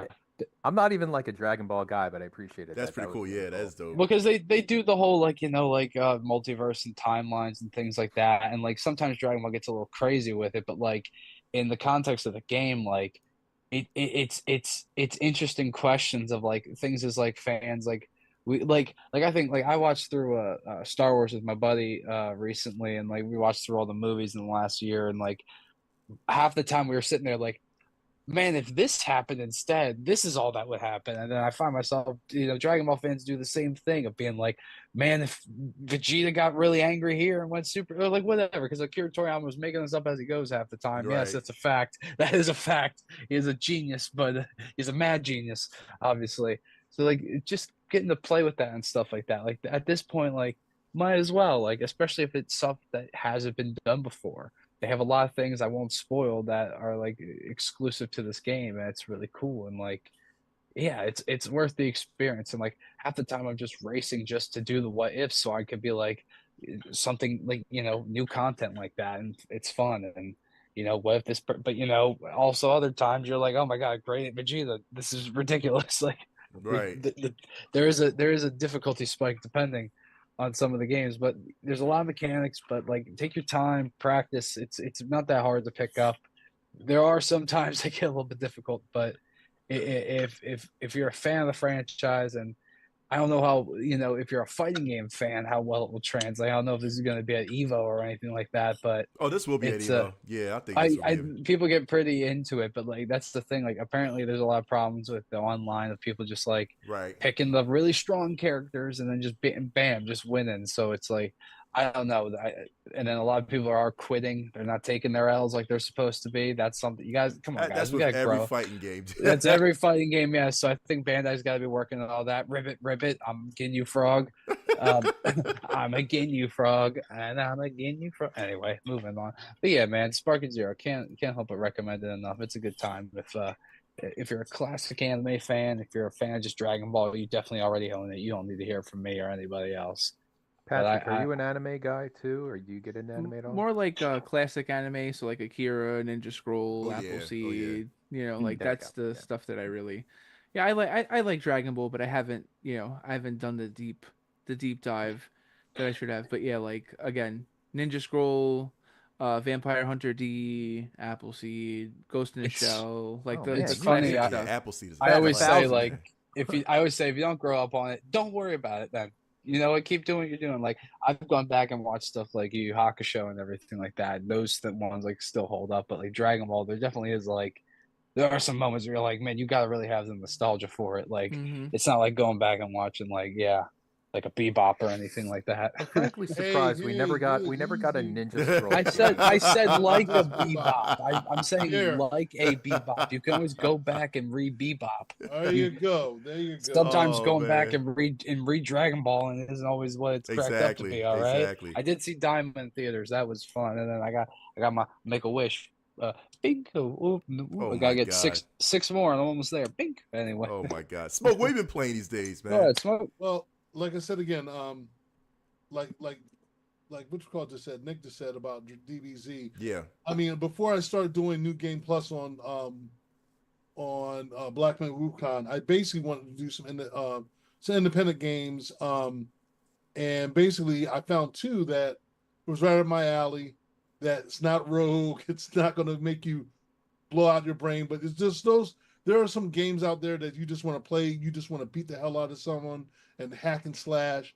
Two of those games, one is called Mother Russia Bleeds, and I really got into it because the fact that they're cussing, it's violent, it's an old school style beatdown. Basically, even when you're playing as a one single player, you can have the rest of your team. You can add them on as bots, and they assist you. But it's straight up like dystopian, like apocalyptic type story. It takes place in Russia, and it's pretty a dope story. You don't need the color by numbers. You're just having a lot of fun, just beating the hell out of anything and everything that's coming your way, and you're getting juiced up with this chemical and stuff, and you're trying to find out the mystery, why these individuals got picked and why they're in this underground spot. So it was pretty dope. One of the games I forgot to mention, and I'm playing on Steam Deck. I just started the Forever Winter. That's something I'm going to probably touch more on because I just started playing that as well on Steam Deck. Another game right now that I'm also playing, independent game, it's a great game because it was on Steam Deck, now it's on consoles, is Redeemer. It's the they basically did an expansion on it. You're this ex-military guy who's seen the error of his ways, and he's living in a monastery, and the monastery gets invaded, and all hell breaks loose. And like the first level, you're playing like the prologue or whatever, and it's dope as hell. I like this game so many reasons. I keep coming back to it because it's not over the top hard to play. You just but they put you in situations, the character in situations where you're in a room full of dudes trying to kill you, and you're just finding different ways of killing them. You're picking up everything from chairs, baseball bats, axes, We got the using chair. guns, and everything else, and taking them all out. You're fighting monsters and everything. You're trying to strategize as you're going in each room. Plus, they have this way where you can see what's going on ahead of you, and it's a great game. If you just want to have mindless fun without having to think too hard, and you just go in and you're just killing everything in sight, you're blasting stuff and all. These two games I just recommended are highly recommended. They're not expensive. You just download them and you just play. But like I said again, these games are I highly recommend. But like I said again, I'm also want to talk about. Hold on a second before you move on. I got a question for Patrick about this game. Patrick, does this game remind you of anything? It reminds me of like Diablo a ton. Reminds me of or like Loaded, Gauntlet. but without the guns. Yes, of Loaded. You know? Yeah, Yeah. man. Yep, I know you like love that Loaded. game. That's one of my games I love too. It Yep. actually looks really cool. Smoke, are you playing this on PlayStation? Yes. Okay. PlayStation. Dude, I'm totally gonna cool. check this out. Yeah, Loaded Yeah. and Loaded is such an underrated gem. Very. So Yeah. Yeah, and they were on Steam Deck, but like there's certain games I want to play on console. And then, Yeah. like I said, the Forever Winner. I don't know if you guys heard about this game, but it's independent company. I just learned about it maybe a couple months ago. And this game, man, holy crap! It's like once you download, it's a lot. Like you got to download it. Think of it as Terminator. It's like basically horror / sci-fi. You have to check this game out. I mean, I know we'll probably do a review next month. I'll probably do more of a detailed review. But this game I just started playing on Steam Deck. I'm hoping that eventually it will come to consoles. But it's a really tedious but really good game. Graphic wise, it's good. The premise, they really put a lot of work into it. And as an independent game, they really put a lot of work into it. So you've been diving into a lot of independent games. This is brand new coming from you, Smoke. Because I'm like, no, it's never been. It's always been. I've always had a thing for independent games. Because sometimes they're a lot more affordable. They're easy to play, and then there's those games that you have a lot of independent people out there. It's just like you're doing movies. Yeah, you're going to have independent movies that people are going to like and make cult classics. Right. And you don't have to have everything has to be a AAA and all this stuff. I mean, Grant, I like AAA games, but lately, the way how they've been treating these AAA games and not really putting the work in like they used to, like when I was coming up and playing games back since the 90s and 80s and I mean back then they put a lot of love into these games. Nowadays they just want to have a quick cash grab, and they're putting it out there and all like the stuff that you guys like that Witchcraft's doing. Like again, we're going back to basics. The independent game developers are putting a lot of love into these games because they're trying to remind everyone that look, this is how video games used to be. This is how they were. We need to get back to that, and stop putting $1 million in a game that you're getting crappy service and you're paying $70 for a game that you should be really only paying $20. Where you got games like this, like the Forever Winner, that hey, I'll pay $70 to play this game because of what and the work they're putting into it. Right. It still needs. It's a lot of work. They're still doing a lot of fine tuning with this game. So it's by no means a perfect game, but the premise, what they're doing for it being a small company, for doing what they're doing on the scale like they're doing, and I mean, this game is like I'm telling you, I'll get more in detail next month. They've been doing like documentary pieces, like the characterizations. These are robots that are mixed with. It's crazy. It's crazy. So again, ever since I started playing Helldivers 2 earlier this year, I wanted to say, well, damn, this is a game that, when Brian was telling me about it and all, and I got hooked on it.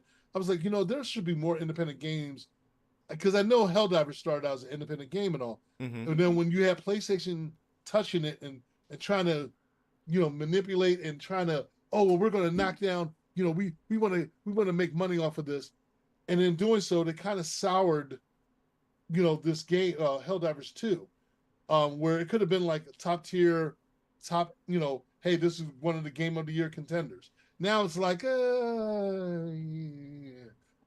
it's one of those things, and I'm just sick and tired of, like, you got games like Black Man Wukong, that beautiful game, straightforward, great story. I don't care about the freaking behind the scenes politics. Just put out a freaking good game. Let's not get into politics in the game. Let's go back to what gaming is all about. Mm-hmm. This game delivered on the nose and then some, and yet people don't want to give it its just due. And I'm just sick and tired. The industry is just like watching the fight, and we know that it's not. It's about, oh, look how much money we can make off of this situation, and they're not putting in the quality that they should to make people be able to appreciate and want them to come back for more. So that's just my take on it. Mm-hmm. But yeah, more review on Forever Winter next month. I'll be able to talk more about it in more detail. Nice. All right, I like that. Actually, Pat, I got a question to ask you, man. This is always Sure. So you've done, like I said, you've done so many voices. Now, if there is a dream character or dream game that you could put your voice in, I think I never asked you that question before. If this is a dream character or a dream game that you want to put your voice in, what would it be? Pokemon. Really? Or a Fallout game. Yeah, One okay. of those two. Yeah. I think that would make me super happy. Yeah. So if you do Pokemon, like you would like one of the Pokemon characters, or what?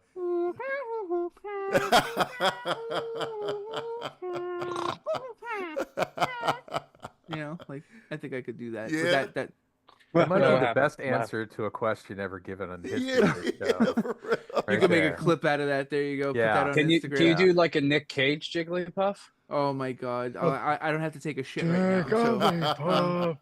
Jacoby. Oh I my can't. god. I But can't. yeah, an NPC in Fallout would be a lot of fun, or like Yeah.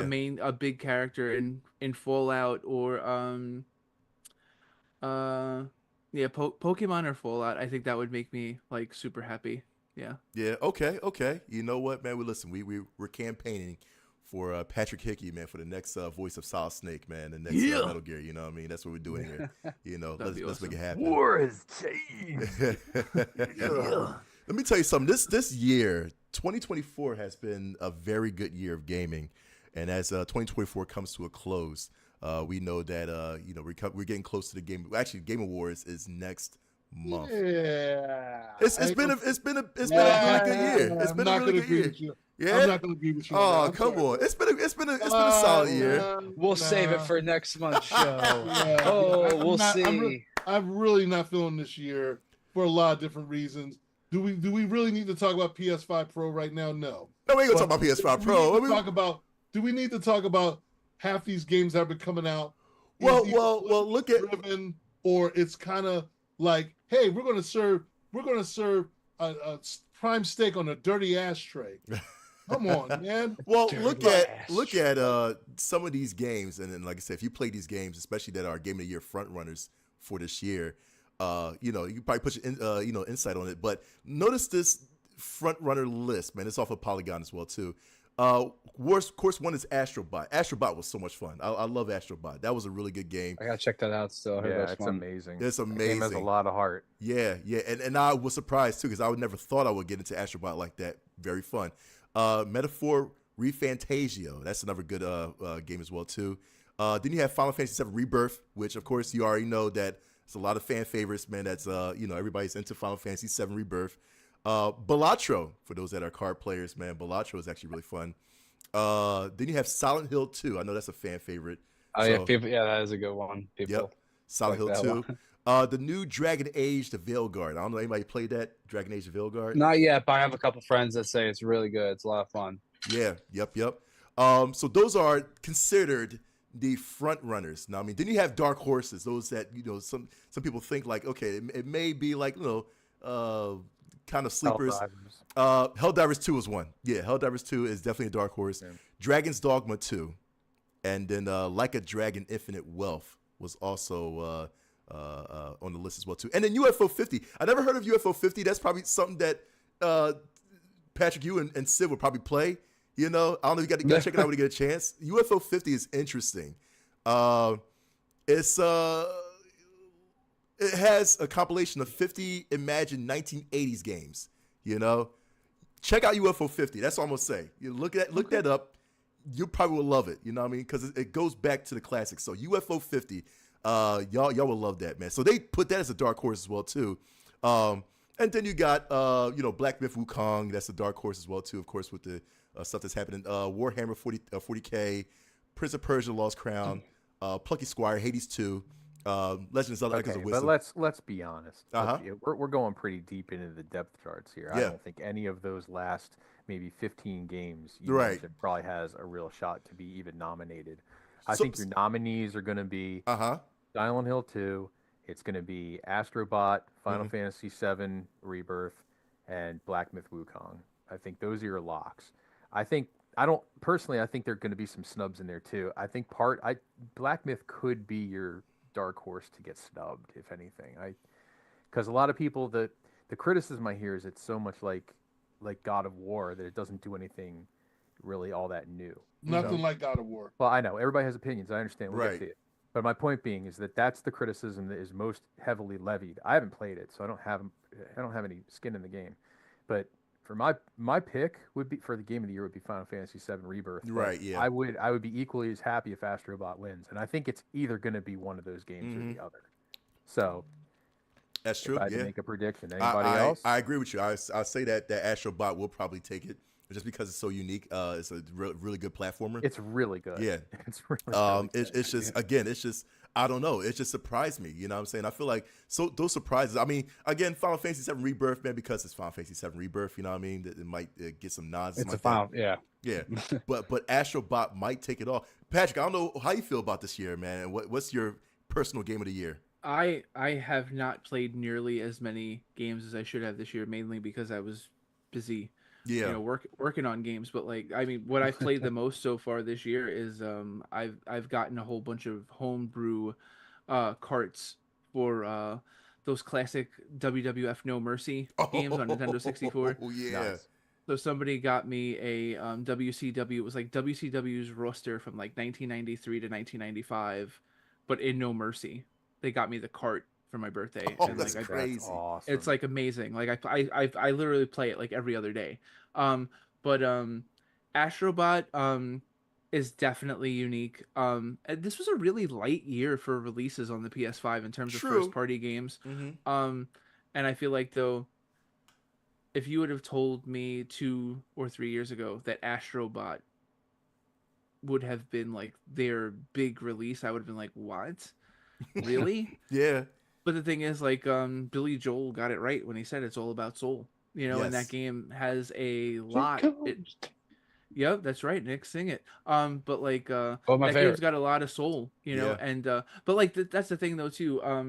Rebirth has a lot of it hits those nostalgia points and stuff like that, and it's an enjoyable game nonetheless.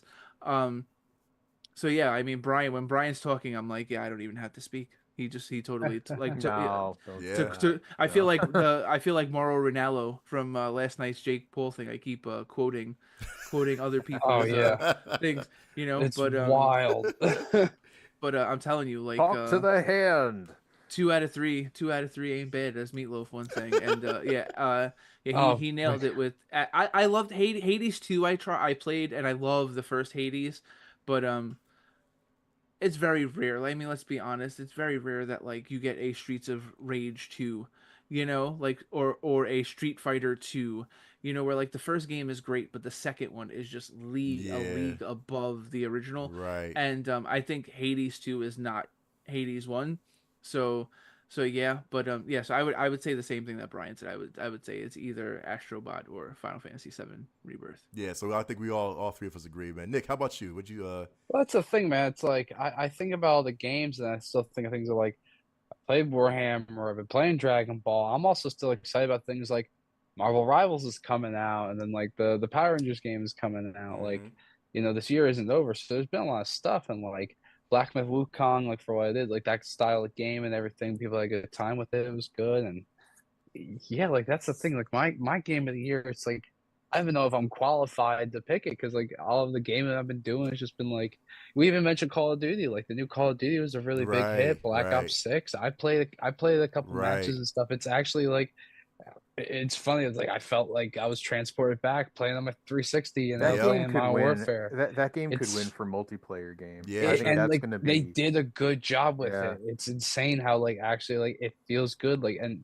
it feels like a classic shooter. Like, is that in my brain? Like Call of Duty Black Ops is like 1, 2, now 6. I don't know. Exactly. 3, 4, and 5 don't exist in my head. I'm not worried about no exoskeletons and jumping up and downs and robot arms. Like, if I want robot limbs, I'll play Star Wars. Like, but so it's like, you know, I don't know.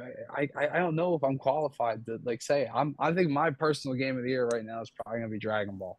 Just Okay. because I like it. I have fun with it. I know it's not qualified for it, but I've also been playing a lot of games that haven't come out this year, Yeah, unfortunately. yeah, yeah. No, that's fair. That's fair. I But like I'm that. also still excited for things like Marvel Rivals. Like, that beta, that was a lot of fun. Like it got that classic Overwatch itch, you know, just a hero shooter where you don't have to worry about nothing and it's fun to play as. So I can't wait to be Venom. It's so much fun. Ugh, Yeah, can't yeah. wait. I get that. And of course, hating on 2024. Smoke, man. What do you Yeah, feel about that? 2020, no more. That's right. I can't wait for 2024 to be over and the next whatever. Anyway, me personally, You're ready for Ghost of Yotai or whatever, Yotai or Oh, yeah, yeah. sure, yeah. Yeah. Woo, I'm so waiting for it. I'm waiting more for Wolverine in 2026. Oh, don't. Oh, it's You gonna know, be so good. yeah. So that I'm waiting and willing and waiting on bated breath. And Metal Gear, Metal Delta. Gear Yeah. Delta. Delta. Yeah, Yep. Mhm. that's what I'm looking forward to, if anything. But I really don't have. I mean, Black Myth Wukong would be great. It would be a great upset for a lot of people if it end up, not only getting nominated but actually winning. Yeah. But I really don't have any favorite games this year that I can really, other than Black Myth Wukong. Helldivers would have came in a second, but again, for what they did and everything else, I'm just not really. I'll be honest with you guys. I'm just not been impressed this year on how the gaming industry has been and how they've been acting across the board. Xbox, PlayStation, how they handle, how they treat the consumers, all of us, digital games, and how they're treating the digital games. Now, they're treating it like, hey, we can take these games away as soon as you pay for it. I just don't like how the industry's been going lately.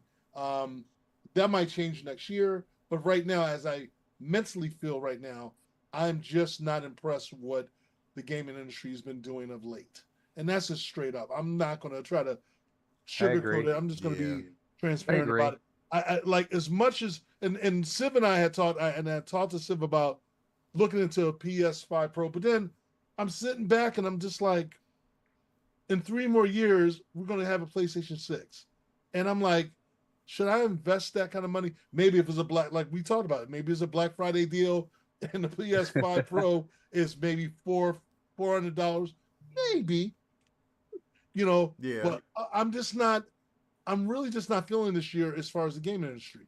They haven't done anything other than Black Myth Wukong and Helldivers 2, that stands out for me. And the reason why I say, like something that Sid brought up when he said God of War, there's certain things of God of War, but it's more of a challenge. It's not like where God of War you were fighting and yeah, it made you work, but this game actually made you work. It was the first time I felt good about playing a game that challenged me and Right. that made me want to play it.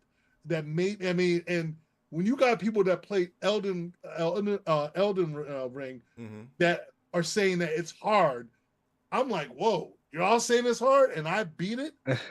So it's again that in Helldivers 2, I'm not gonna lie, I was so gung-ho about Helldivers 2.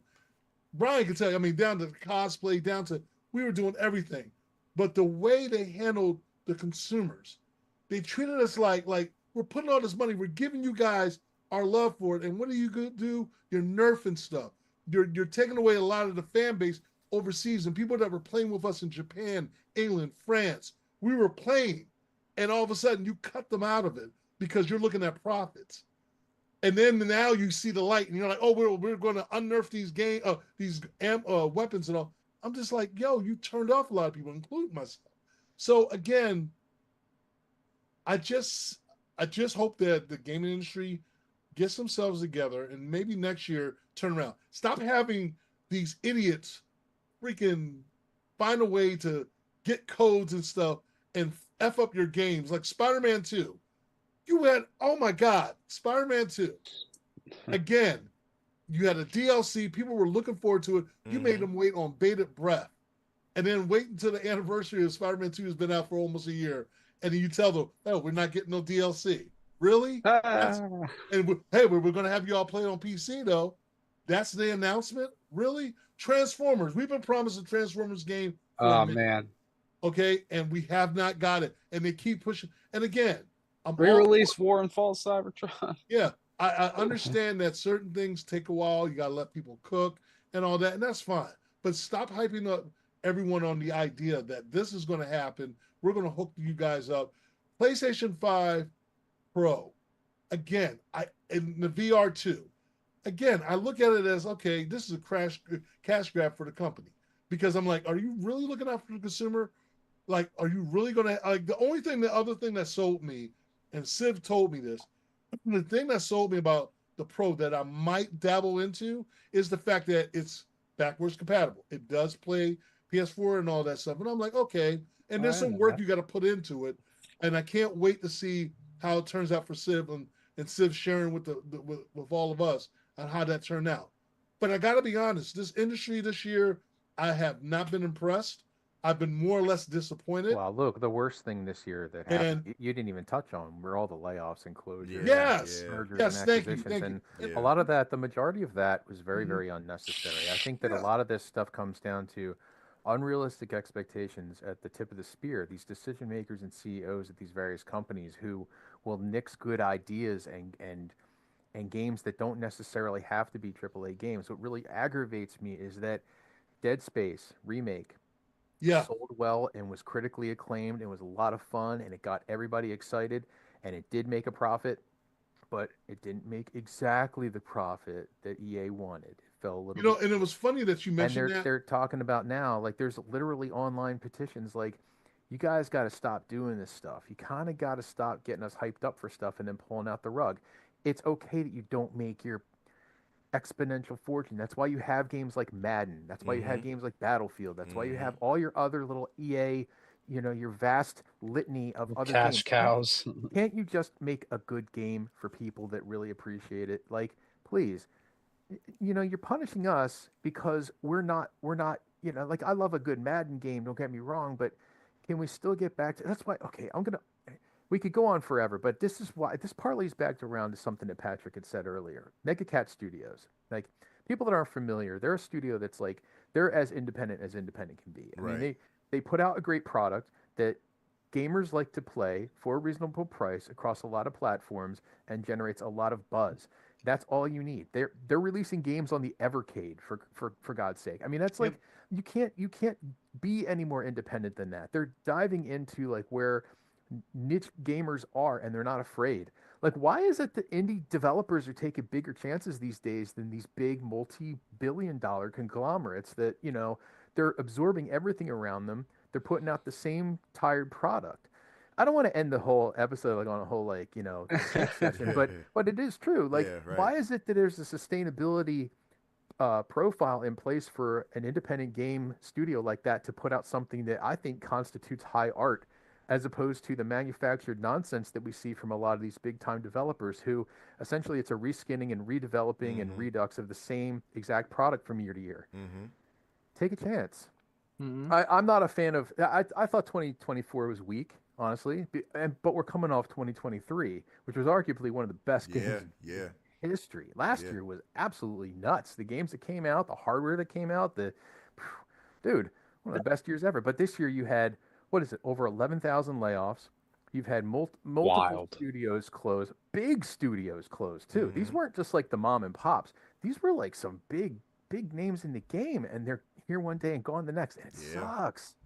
It really sucks. So that that to me, that's the headline of the year, was all the mismanagement from upper level. So I think we can all get on board with that. I Yeah, think yeah. that's what Smoke's saying. I think that's we're I think unanimous So in that. so now my last question would be to everybody. This is my last question. What is your expectation for 2025 in the gaming industry? Patrick, I'm gonna go start with you real quick. What's your expectation for next year for the gaming industry, man?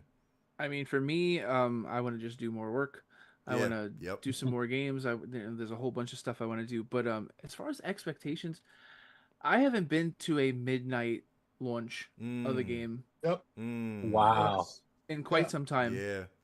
There hasn't been a game where I'm just like, I need to be there That's a good day point. Yeah, one. Good point. exactly. Good point. I'd like to go to a midnight launch. I like not I'll take it to even to another level. I'd love to take my daughter with me Yeah. to a midnight launch. When was what's the last great like couch co-op game that you've played from a AAA developer? Good You question. know? Yeah. It Takes Two. It Takes Two. Oh, wow. Yes.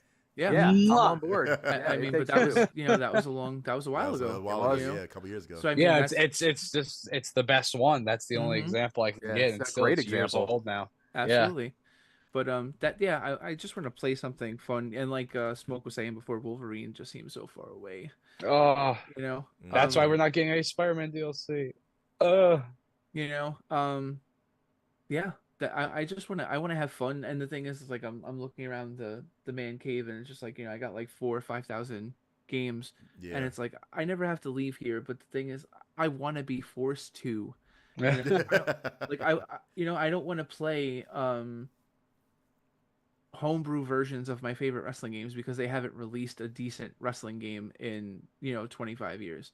You know, I want to play a new hockey game that's not made by EA. Mm-hmm. Right. Like I want to play a game like Loaded that I haven't played in a long time with a killer soundtrack and tons of blood that makes my grandmother throw up on Thanksgiving. Like that's a true story. It's just Wow. like there's not a lot of indie companies that are taking there's not a lot of companies period that are taking tons of risks. That's why like one of the reasons why I'm so happy that I'm affiliated in some way or another with MegaCat. Like they released any brand new NES games. They just released Jester a couple of months ago, Right. so it's just like that's what I'm really looking forward to. Like I remember when Mega Cat released Garbage Pail Kids on NES, and it was like, oh my god, Garbage Pail Kids, blah blah blah. It's just like I want to feel like that again. Right. And it doesn't happen all the time. So And I think piggybacking off of exactly what you're saying, and I'm probably going to say the exact same thing, but I think that just to take it one step further, I think it's for my expectation for next year, and I think moving forward is I think there needs to be a more concerted effort put forth within the industry to really respect legacy IPs. Mm-hmm. We just last month was like the 20th anniversary of Killzone. Nobody said anything. Yeah. Twisted Metal is basically not a video game property anymore. It's a TV series, a very good TV series. I yeah, actually like it. But yeah, we need it. We need a Twisted Metal game. We need a Time Splitters game. yep, I know that people are going to say this is the criticism though that people are making about Hollywood. They're saying, well, everything's now is a remake and a sequel upon a sequel, a sequel. That's not what I'm saying. I'm simply saying let's keep the spirit of those alive, even if it's a re-release or something. It could be a sequel, it could be a reimagining. But like a lot of us that grew up on games like that, we thrive on having something like that. Red Faction was brought up earlier. What a great yep. franchise. Where'd that I go? got excited a couple of months ago when they made the announcement about the Legacy of Kain. I was like, Yes. oh my Yeah. That's god, right. yes. That's right. So it's just you nailed it. But Absolutely. one There's thing so that many great properties out the there. thing that gives me hope, and I know we started off complaining, but the one glimmer of hope I see is a game that's, when we're gonna get Metal Gear Solid Delta. There's a glimmer of hope in that when a game like this comes out and it's built upon the shoulders of such an indelibly amazing game that is the cornerstone of gaming and redefined gaming for what it was. It has everything to prove. My hope is that even without somebody like Kojima, we are now the sons and daughters of Kojima. Yeah. We're going to build games that honor the legacy and the work. It's not a cash grab.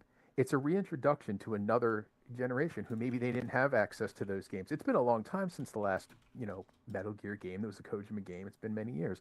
So what a great jumping off point. So I think that people that are involved with projects like that, they love the original, or at least I hope they do. Everything I've seen so far from that project, Metal Gear Delta, They look like they're a dev team that really loved the original and they want to do it even better if possible. Mm-hmm. I looked at Dead Space remake as a little bit skeptical. I was super excited for it, but there was a little part of me that was like, oh man, I hope they don't mess it up. Of course they didn't mess it up. They improved upon what essentially was a perfect game. Kudos. More of that. Like that's Mm-hmm. what we need. When I say like let's honor these legacy IPs, let's go ahead. Let's give us a Killzone game. and it Come was on, it's funny. time. We're overdue. And it was funny that you brought that up today.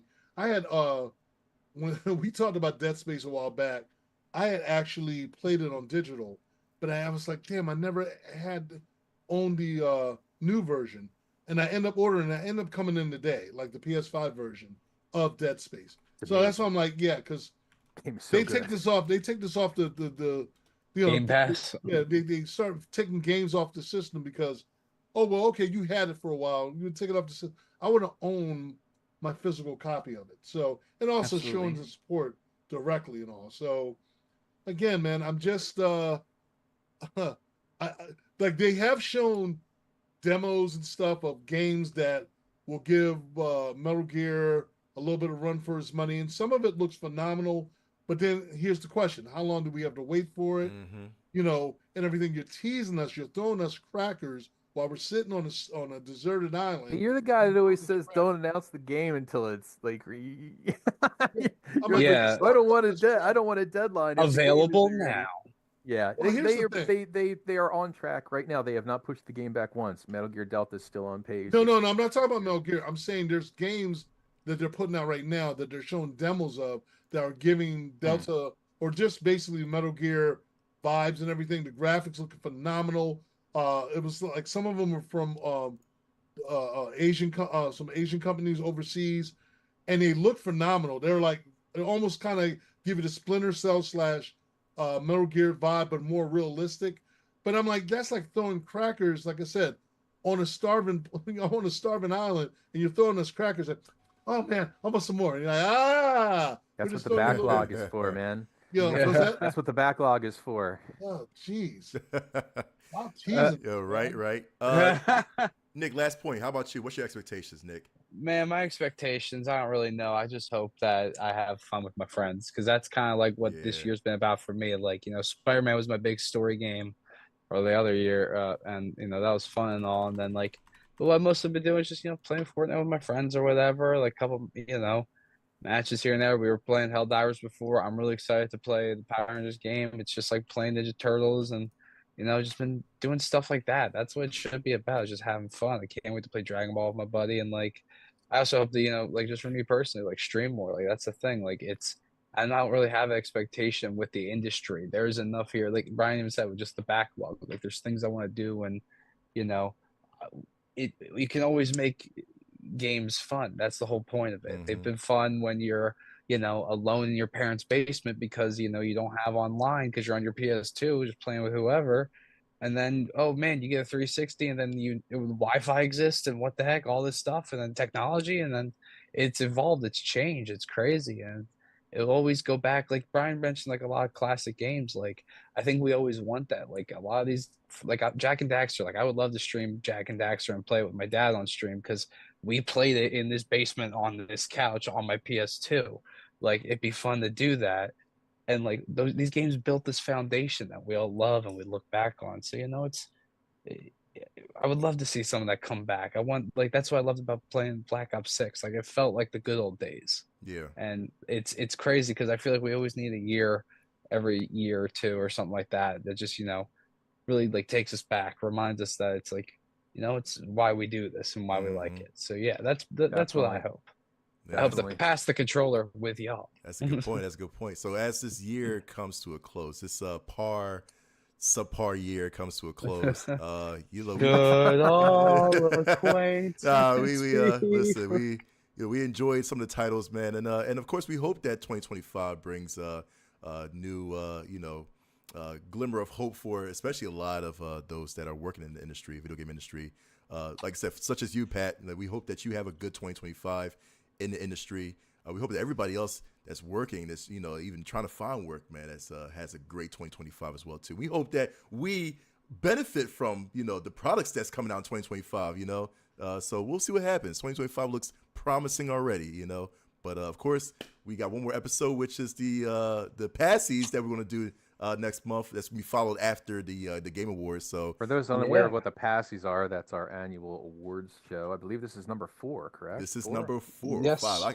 I lost count, Wow, dude. I think 5? Wow. I lost count, dude. This is Been crazy. doing it for a man. while. Yeah, so. exactly. Hopefully my new suit comes in. But before we end the show, Pat, you got to give Hopefully us your camera works. all the context. People got to know where they can reach you at, man. But listen, man, this is one time to flex. Let's go. I am literally like an open book. If you Google me, Patrick Hickey Jr., everything comes up. I am totally Google verified. On Instagram, I am Patrick Hickey Jr. On Facebook, I am Patrick Hickey Jr. On TikTok, I am Patrick Hickey Jr. OnlyFans. Only for my only. I only do feet stuff on OnlyFans. But That's how you make the money. Yep, that's right. But Legacy Comics is legacy and then comix.com. We are daily updated with work in progress of our comics, press releases, digital physical offerings and stuff. We're on Patreon too with Legacy Comics. We are a quarterly comic book company, so we come out with like 3 or 4 comics every quarter or so. Again, everything on social media is Patrick Hickey Jr. On TikTok, I do a lot of voice acting stuff. I do a lot of like short clips on video game history. It's a lot of fun. And then on Facebook, I love to engage people, so I'm always asking stupid, silly questions to try and see who's cool or not and stuff like that. And you're a staff writer on a video game magazine. Yeah, I am. right? So I am a senior writer at Old School Gamer magazine, and I'm also the editor in chief of ReviewFix.com too. So if you guys are looking for some video game and pro wrestling stuff, you can go on ReviewFix. But yeah, usually every month I have a piece in Old School Gamer magazine, and I write about 5 articles a month for their website. So like I said, all it is a Google search away Patrick Hickey Jr. and you can find out. Contact me. I love to talk. Unless you're a crazy person, I don't push anybody away. I love to interact with people. So yeah. There you go. I told you, Patrick Hickey Jr. is the hardest working man in the video game industry, of course. Thank you. Make sure you definitely Google this man, like seriously, man, and support his work as always, man, for real. Of course, that's going to end our show. Before we end our show, we know we got to go through the end credits here. As if you always enjoy the show, make sure you show support, man. Listen, spread the word around. Definitely share the stream out to those that want to take part in the show as well too. If you want to join in, make sure you definitely join us on our social media, man. Listen, we got the QR code right at the bottom right side of our stream. Make sure you click that. And you can reach us anywhere in the interwebs. Listen, we're there. You know what I'm saying? We also got a fan page just for y'all. It's PTC Nation. You can go ahead and showcase anything you want to, man. Make friends, play some games, man. Sell some games, man. Do whatever you want to, man. Anything video game oriented. PTC Nation is there for you so that we can all pass the controller together. Pat, much love. I appreciate you coming in, man, as always. And you always know, man, you can come back anytime, Pat. Like, seriously. Thank you so much. Your 3rd time. You listen, we're going to be episode 506. You're going to be back like the 22nd time, 20-something time. Listen, we always enjoy you, man, for real. I enjoy you guys, too. I mean, listen, I've been on tons of podcasts. Tons. And you guys, I always look forward to you guys. You guys are intelligent. You're super sweet. You're knowledgeable. Like I love being on the show with you guys. So thank you guys for having me again. Yeah, great hair. You do. Absolutely. Well, actually, before we go, Pat, what's the next convention you're going to, man? So I'm doing a kids only con November 23rd in Brooklyn. There's probably going to be like 800 students there. I'm only selling like my kids comics there. But December 1st, I will be at the Collector's Cave in Staten Island, New York, from 12 to 5. Signing Funko, signing comics. So like I'll have some Minds Behind the Games books. They're 4011 Highland Boulevard in Staten Island. They're not too far away from Jersey and stuff like that. But I'm looking forward to moving like a ton of stuff there to end the year. It's a really cool collectible store. So I'll have Minds Behind the Games books, I'll have Funko and comics. So just looking forward to interacting and meeting people. There you go, chat. If you're in the East Coast in the New York area, man, make sure you definitely put those conventions on your calendar right now. Like seriously, that's gonna be awesome, yo. So yeah, that's gonna be it, man. Listen, for Patrick, for Nick, for Smoke, for Civic, I am McNux. This has been Pass Controller, and as always, people, get good. Peace and hair grease. There, I said it. Woo! There you go.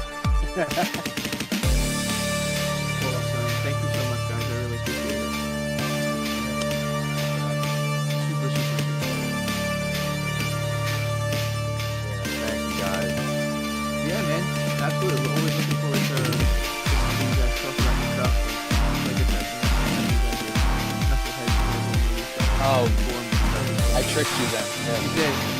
Haha. You've been bamboozled.